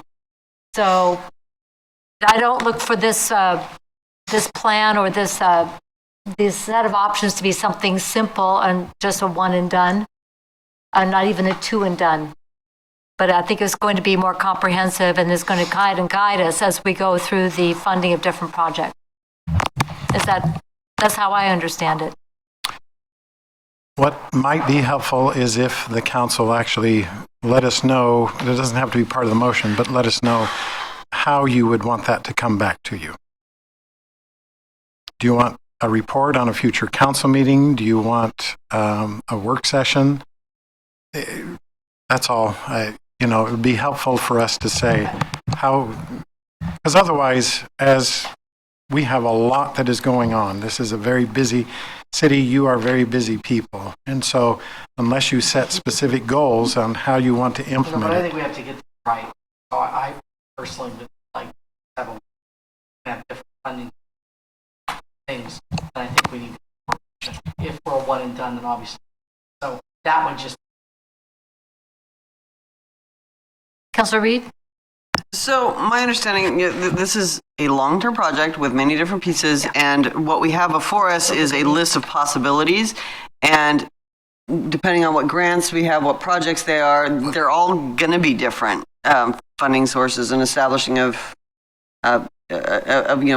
ways to go after those funds. So could we even have one work session about this, or is it just as we get ready to do the projects, if we just talk about how we're going to fund them at that point? well, I think the discussion would be able to be had in that some of the grants, maybe the Gates Foundation have a grant that we don't know about.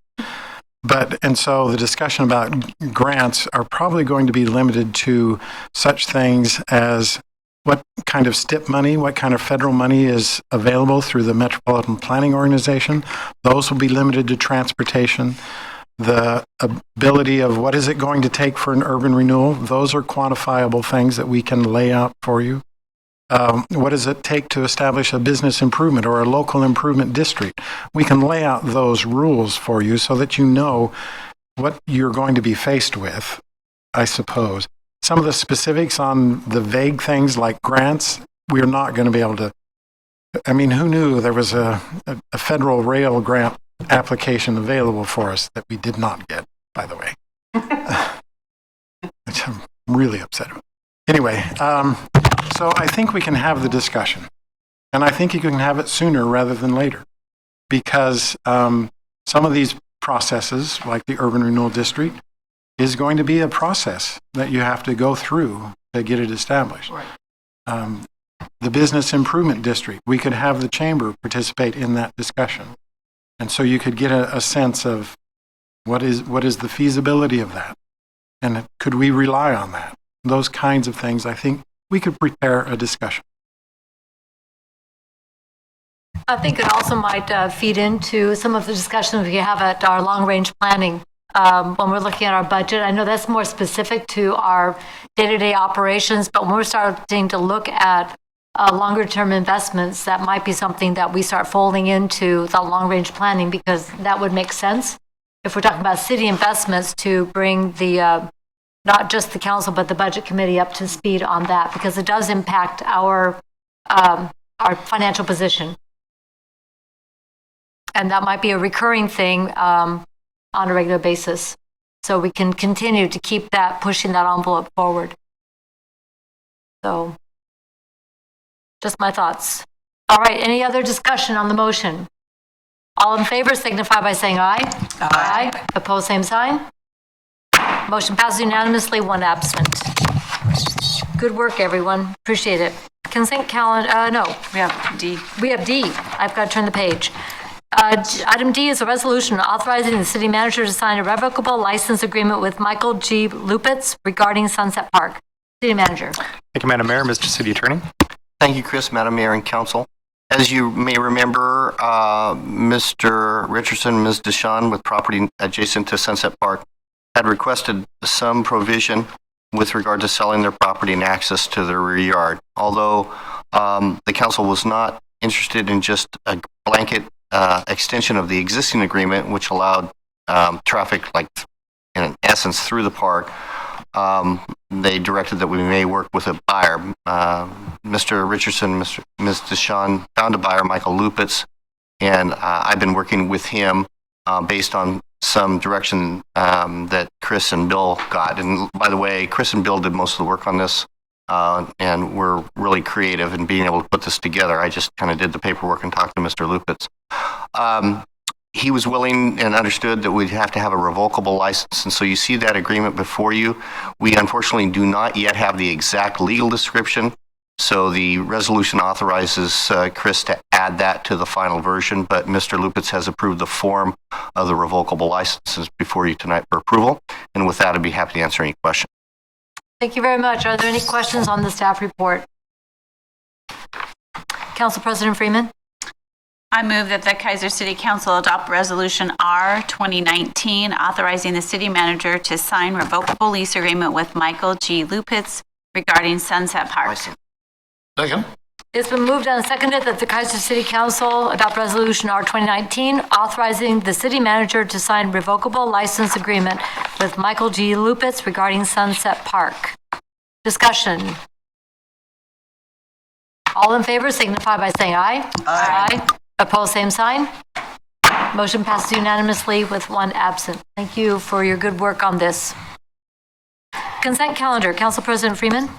We have one item tonight on the consent calendar. Item 9A is approval of the September 16, 2019 City Council regular session minutes. Does anybody need to pull that for discussion? Councilor Freeman, or Parsons does. So let's go to Councilor Parsons. Thank you, Madam Mayor. Even though I was not here for that very long meeting, I did sit and watch it on my iPad with my headsets, and I asked lots of questions to Mr. Nate Brown, so I will be voting on this. Thank you. All right, thank you very much. Council President Freeman. I move that the Kaiser City Council approve the consent calendar. Item 9A, the approval of the September 16, 2019 City Council regular session minutes. Second. The consent calendar has been moved and seconded. All in favor signify by saying aye. Aye. Opposed, same sign. Motion passes unanimously. Council liaison reports. Councilor Kohler, shall we start with you today? Choice. All right, dealer's choice. Dealer's choice. Interesting.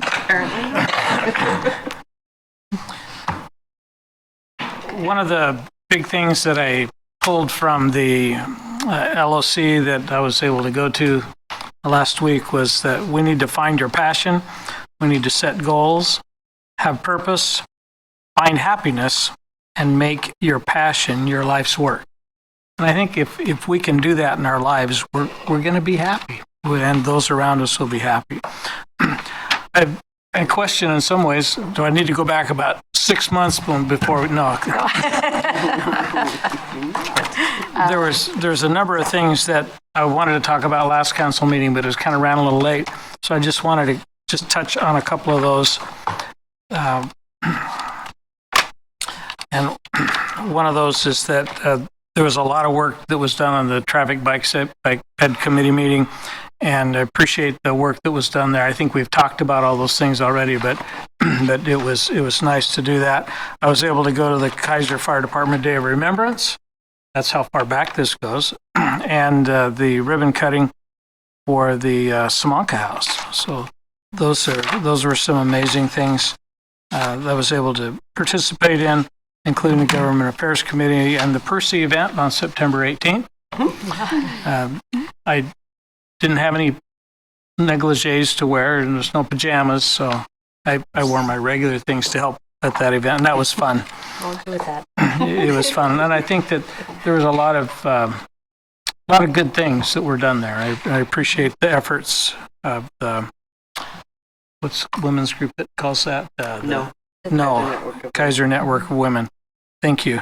And then some other things we'll just not worry too much about now. I'll kind of pass. The Stormwater Advisory Committee meeting, I was impressed to learn that there were 2,400, is that what it is? 2,400 catch basins, and that they clean those twice a year? Once a year, but that was impressive to learn, and that they were on top of that. And just a couple of things. We have a skate park that's outside, and I think it's pretty dang close to being completed, and I'm sure we're going to hear a lot more about that. One of my questions is we have a requirement that everybody's supposed to wear a helmet when there's a skate park. How in the world is that ever enforced? When they hit their head. Not particularly well. From time to time, the police will go over there and remind them forcefully, sternly, that they're required to wear helmets. But honestly, it's something that we struggle with all the time. When I was over there this afternoon, all the gating was up that says no trespassing, but yet there was probably 35 kids out there using it this afternoon, and I didn't see one helmet in any of them. I think they had an event. They did. I know. I know. I was going to touch on this a little bit later, but I might as well interject myself now. The skate park was scheduled to open tomorrow, but the users of said facility had such great excitement, they helped themselves beforehand, okay? Okay. And when I say users of all ages, okay? Yeah. I'm not talking just kids, all right? We were going to open it tomorrow to let the last of the caulking that the contractor placed this morning cure. Oh. Phone call to the contractor after staff had been there twice to tell people, get out, it's not open yet. Their excitement level was quite high. They kept climbing the fence. And so the contractor said, oh, the caulking's fine. If you want to open it, open it. So I directed Robert, pull the gates back in the parking lot, let him have it. So the skate park is unofficially opened tonight, officially open tomorrow. And it is done. And it's very, very nice. Cool. Yeah. I just want to say I commend you for all the work and the contractors' work on that. I was over there several times visiting with some of the workers and some of the people involved, and I was real impressed with what was going on, and I appreciate your work with them. And then another question that I have is just on carpet. When is carpet scheduled?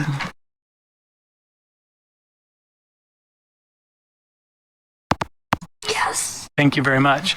And yes, there's some meetings I get to go to this week, but that's okay. We'll talk about them another day. Thank you. All right. Thank you very much. Councilor Reed.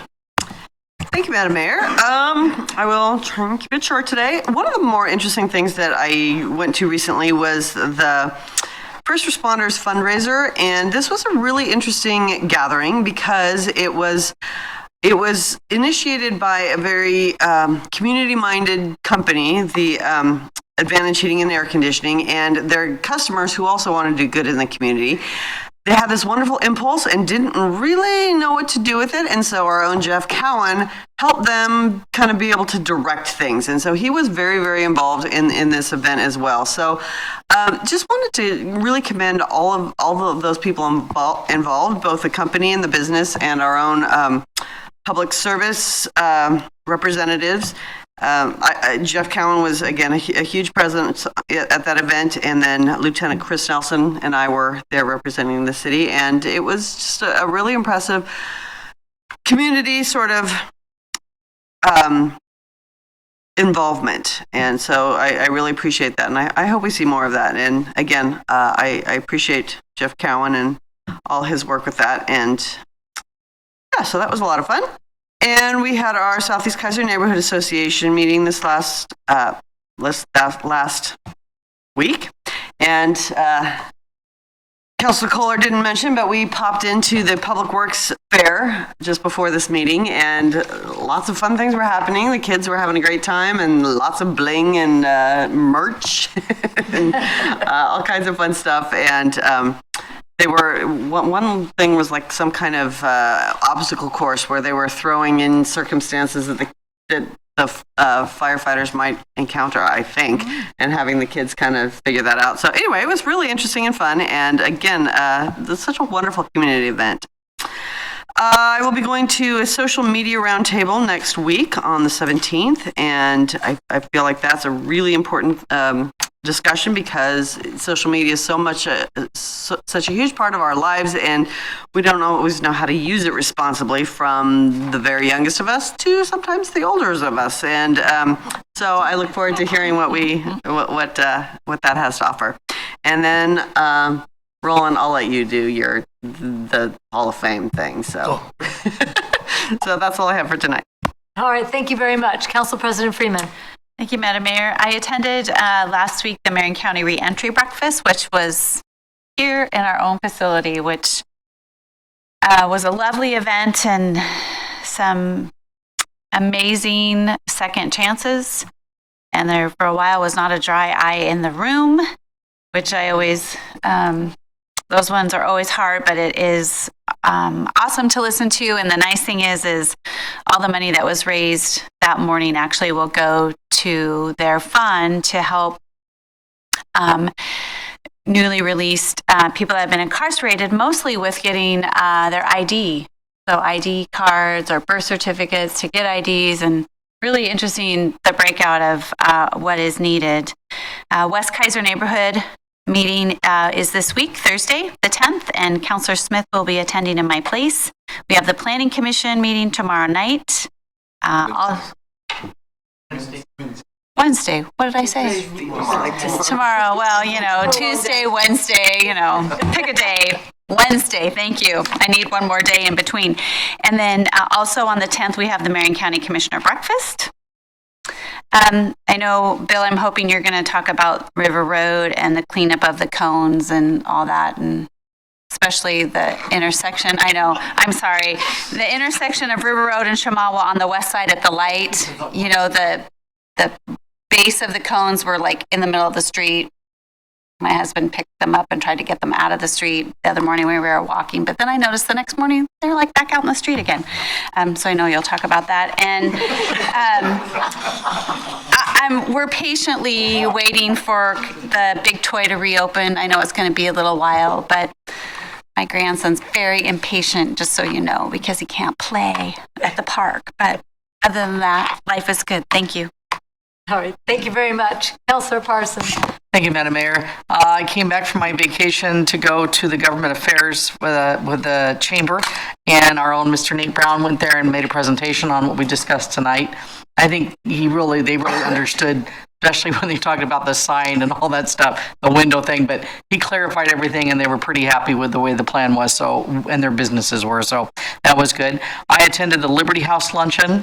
I think the next day, we had never a dry eye in that place either, and attended by over 500 or 600 people. It was just amazing how many people were there, and our own Mayor Clark got to say a little thing too, so that was pretty cool.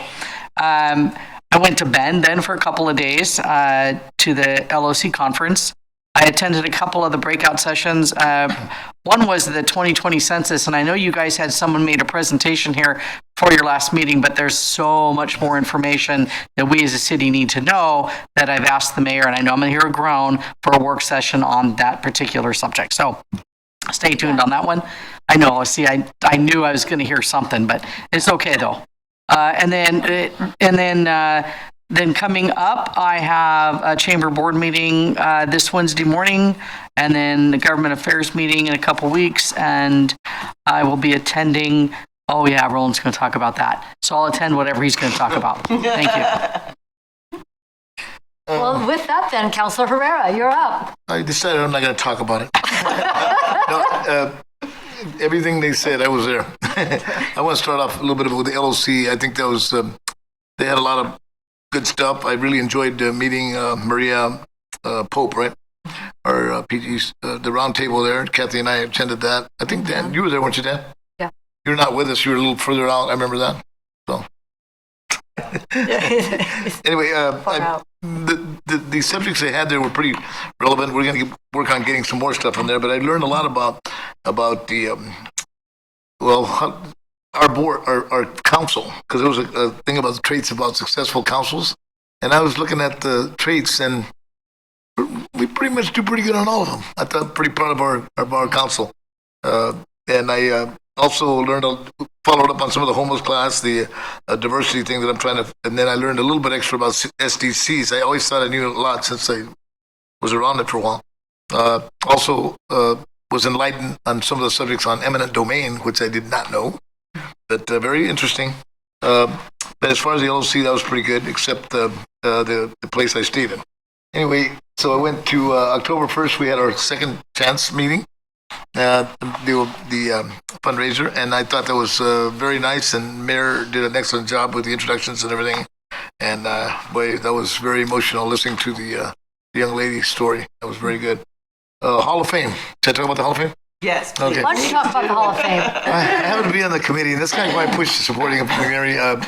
This year we're admitting Tom Smythe. If you don't know him, he's a coach that was driving the bus for our both state championship teams. He was the head coach. Luke Atwood, who we all know was an outstanding athlete in football, baseball, basketball, you name it. Nikki Hayhurst, who's an all-state at pretty much everything. I went on to Utah State. I've known her since she was a little girl, and I've watched her succeed. And the 2001 football championship team, which was known as the Giant Killers, and they were amazing. If you didn't experience that, I was lucky to be right there in the sidelines for every one of their games. The other thing I was going to bring up is I attended a very interesting and informative people's representative, which is put on by it's got a long title. Anyway, what we did was a mentor training for elected officials, and we're trying to mentor young Latinos that are interested in running for office and school boards and whatnot to get involved in situations where, positions of decision making where we seem to be a little excluded sometimes. But that was really good. Dr. Jim Garcia from Chemeketa Latino Studies was amazing, and my cousin Linda Herrera, if you don't know her. 30 years at Chemeketa, the diversity person over there, did an incredible presentation. Eduardo Langulo and also Dr. Ana Del Rocchio did an incredible presentation on leadership and coaching skills. And boy, I tell you, I want to do a work session down there on some of that stuff. But anyway, the other thing I wanted to bring up real quick was I also getting ready for tomorrow's I'm not going to say the acronym. It's Marion County Public Safety Coordinating Council, which I've been appointed to I don't know how I got this, but I'm going to be in the executive committee, which is actually a pretty good deal because you get to see what's happening at the top level in terms of the decision makers.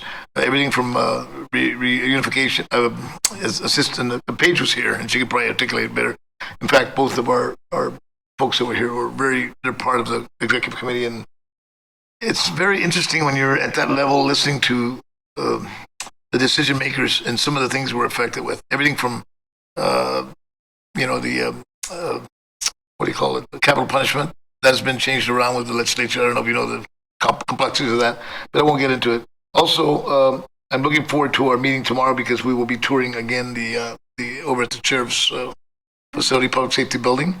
And I'm sure I'm leaving out a bunch of stuff, but overall, we've been very busy, and I also appreciate the company of our team over in Bend. That was very good to all get together and network with other folks, because when I network with other cities, you always appreciate how good we have it here.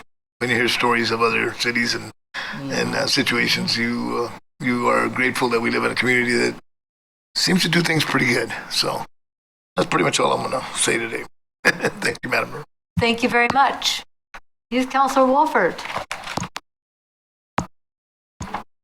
I was originally going to say that I didn't have anything to report, but I just remembered a moment ago that McNary's AFDRTC program is putting on multiple fundraisers right now. And obviously they do a lot of service and stuff like that. So having the money provides them with flexibility for that. And so if anyone's interested, I can get you that. Sadly, thought of it a moment ago. But yeah, So how's things going with the construction and everybody navigating? I'd say that it's everyone's adapting around it really well. It's not really too intrusive, but it seems to be going well. Obviously, they have a lot of work left to be done. I saw a video that it was a photo montage that school board member Danielle Bethel posted on Facebook, kind of taking through a lot of the areas of construction. Holy cow. There's a lot going on there. So, well, glad everybody's figuring it out and being flexible. Councilor Reed? Thank you, Madam Mayor. I just wanted to add one more thing. Last Friday, on McNary's journey to become an AVID demonstration school, AVID being a program to help students navigate their way into college, we had over 50 visitors from across the state come visit McNary, and they were the traffic was directed by our JRTC. They were entertained by our choirs and orchestra and band. They were fed lunch by our culinary department, and in addition, toured the school and visit all the classrooms, and again, just did McNary and Kaiser proud with that. So, excellent. Really proud of them. Wow. Okay, just a couple of things to add, because I think you guys have covered just about everything. On the 19th, I was able to be a speaker for Corporate Coffee, which is a local business group. They like to find out what's going on in Kaiser, because we're shaking and moving things here, how we're growing our economy and planning for the future. And this plan is definitely part of that. They're watching it closely for investment and opportunities as well. So the business community is paying attention to what we're doing here in a very positive way. The Council of Governments Board, the key things that we're working on are the stability of our small business administrative loan services. Current regulations make that problematic for councils of governments to do this work, and we're working with our congressional delegation on some solutions. We're also want to update you on the Mid-Willamette Homeless Initiative, and that has now officially become the Mid-Willamette Valley Homeless Alliance. This is now the Development Council moving toward the reestablishment of our continuum of care for Marion and Polk counties, separate from what we are now in, which is the ROC, which is the Rural Oregon Continuum of Care.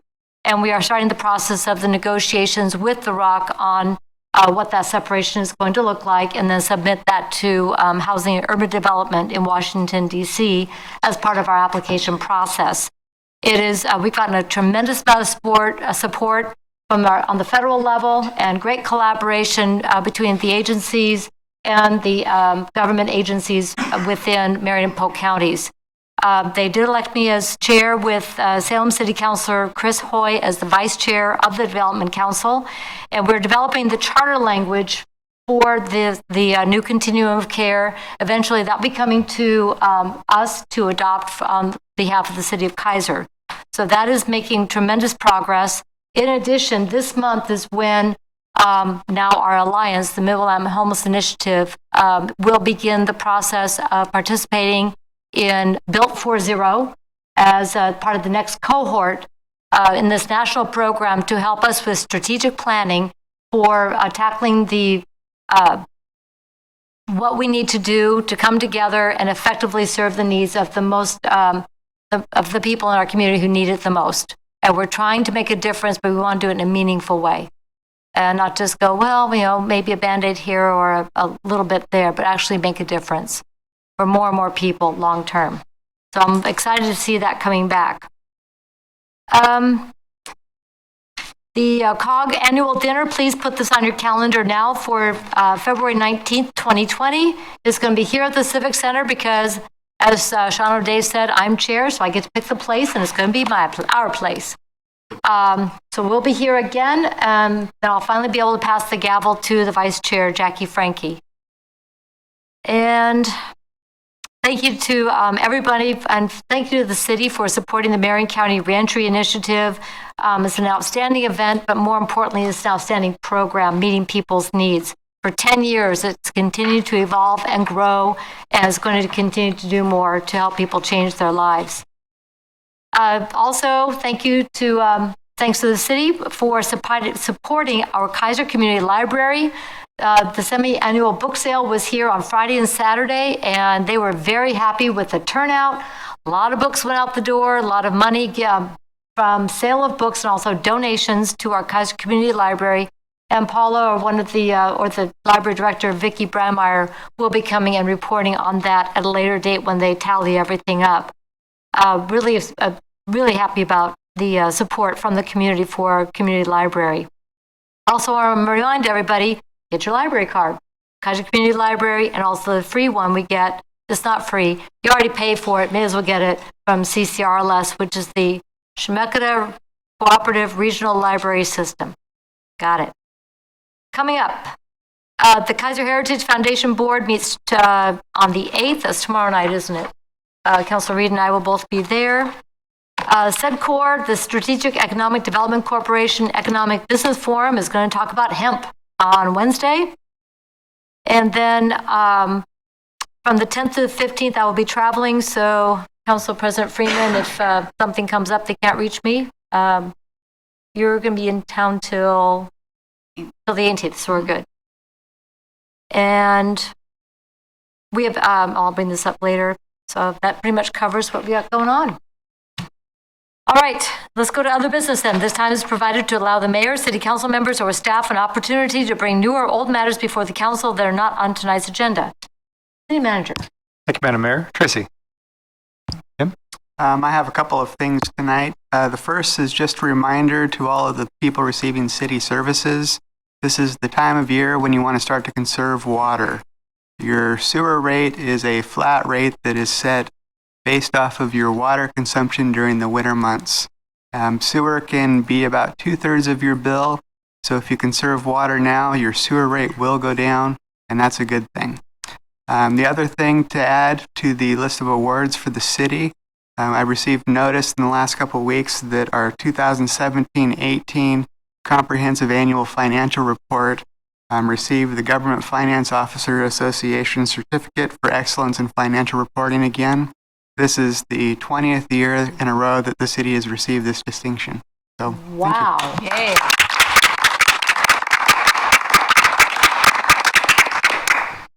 Do you have a whole string of them on the wall? I'm just kind of 20. Sadly, I have them all in a drawer. I know. We need to do something about that. I mean, seriously, that is something they used to give celebrate. us.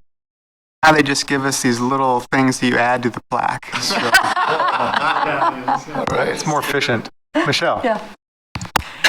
Other than thanks to everyone who participated in some of the awards given out tonight, I have nothing else. Trevor. I have nothing. Bill. Well, I only had one thing, but now I have three. River Road. It's almost done. To kind of explain my frustration with that project, primarily the ADA ramps and the signal work. Contractor left signs and cones up after working there. I called the owner of the company myself on Friday and left him a message that was out there. They'd been there for days. But at a meeting this morning with him, he said, yeah, I got your message on Friday. I was out of town. They picked him up this morning. basically just ignored me all weekend long. So that explains my frustration. They're done. They're pretty much done. There's a punch list items on the traffic signals that need to be done. One of those items will require them to be up in the air on one of the signals. I don't remember which one, but it'll be at 2 o'clock in the morning. So should be no impact to traffic. The rest of the punch list items on the signals, they can do during the day without disruption to traffic or turning signals off, those kinds of things. So just about done. The big toy, the surfacing contractor should be in probably another week or so to patch the holes. As soon as that's done, we can open the big toy back up until the sales go up. The other thing I want to mention is the temporary traffic signal at the Kaiser Transit Center will be turned on Wednesday morning at 9 o'clock. Okay, that will provide left turn movements into and out of the transit center on the Kaiser Station Boulevard. The signal is temporary because the permanent poles and mast arms were delayed in delivery. They probably aren't going to be here until about December. This is what the transit folks have told me. And at that time, when the final permanent poles and mast arms get here, the additional left turn lane from Kaiser Station Boulevard onto Lock Haven eastbound will open up. So that's all I have. Can I ask a question? Yeah, Councilor Parsons? 14th Avenue, what's going on there? So cones, and now there's a metal road. Yeah, they need to pave around the manholes. They have a couple panels of sidewalk to replace that were not poured to the standards, to the slopes. That's going to happen Thursday and Friday while school's out. And then they'll be done except for planting arborvitae on the property we acquired right away from on the corner. Okay. So. And I've got one. I wanted to pass on some kudos. There was a water main break on the corner next to my street.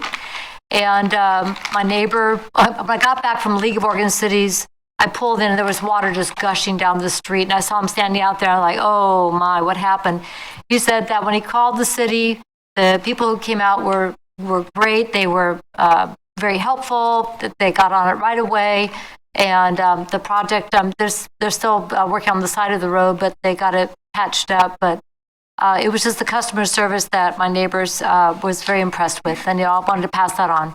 Thank you. I'll share that with the staff. Thank you very much. Yeah. Anyone else for Bill? No, thank you. So just wanted to pass on, first of all, thank you for your work on the RCOD. A lot of work, and I appreciate all of your efforts in trying to understand it and move forward. And the only other thing I wanted to pass on is a couple of things, truly a couple of. One is we are continue to work with Mr. Roothouse, representing his works with the tribes in Area D and trying to work out some details on how they can move forward in a limited way. Their plans are to actually revise the master plan, but the existing master plan gives them authority to proceed to a limited amount.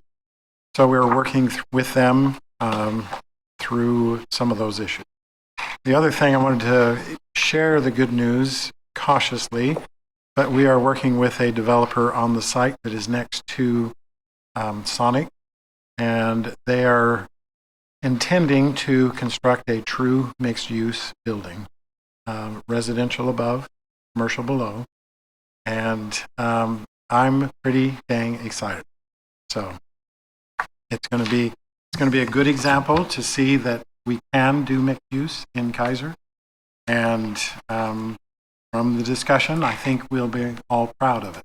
So I wanted to kind of share that good news. Cool. Mr. Johnson. Thank you. I attended the Oregon City Attorneys Association meeting in conjunction with the league meeting. If you didn't see any attorneys there, that's because they've relegated us to Sun River because they didn't want any attorneys by the elected officials. But in all seriousness, several years ago, the league's annual meeting got so big that most of those venues are not big enough to hold all the league ones plus the city attorneys. So I was at that. It was very interesting information, and that's all I have. And thank you, Madam Mayor. And thank you very much. As I understand it, too, that this year was the largest attendance at the League of Oregon Cities Conference ever.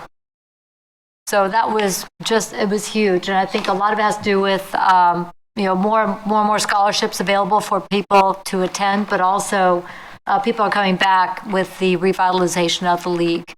So, there wouldn't have been room for you there this year either. And speaking of which, I do want to thank the council. It was very special. I know Dan Kohler wrote a nomination letter also for the James Richards Award, and apparently a number of you also signed on, and that absolutely blew me away. But I got to tell you, it's an absolute privilege and honor to work with you all, because we get to do this cool stuff for our community. So from there, with written communications, I do have 3 items. One is a lengthy letter asking, it's from Mr. Charles D. Keene, asking that we enact a city ordinance to go with current Oregon revised statutes to prohibit or to require signage for the consumption of alcohol during religious ceremonies, specifically communion and so forth. And I just mentioned that he wrote a letter. He did not come tonight. He said he was going to. I'll just pass that on because this is something that is not a city function. I had an opportunity to speak with Mr. Keene in the lobby for a while, and I directed him to a couple of places I think that he can get better traction with that items, since, as you mentioned, this is not an area that the city regulates. So, all right. So I'll pass that letter to you. Thank you for following up with him. Then also, this is from Chariots. Dear Mayor Clark, thank you for your advocacy and ongoing support for public transportation service in the Mid-Willamette Valley. We appreciate you joining us to celebrate the largest service expansion in Chariots history on September 7th. The overwhelming response from the community has been humbling. Our first day of Saturday service provided about 6,400 rides. For context, we average about 14,000 rides a day during the week.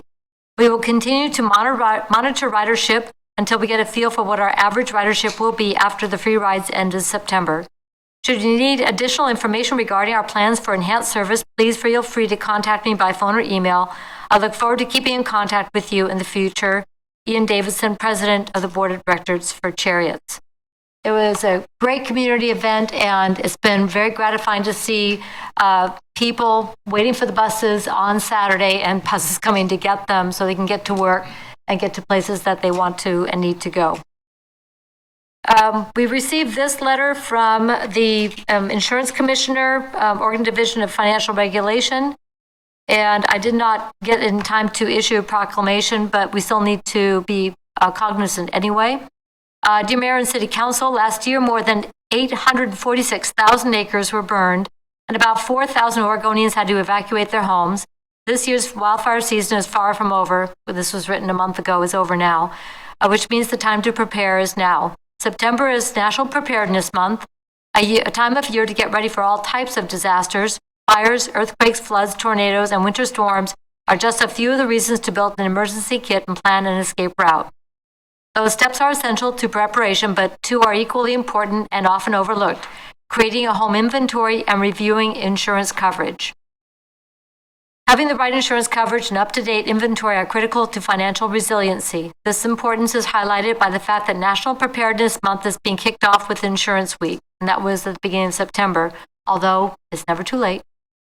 The Oregon Division of Financial Regulation invites you to join in efforts to help Oregonians protect their property and recover from disaster by declaring the first week of September as Home Inventory Week. It's easy to get involved, and they have a website, dfr.oregon.gov, prepare now, to get a draft proclamation, flyers, etc.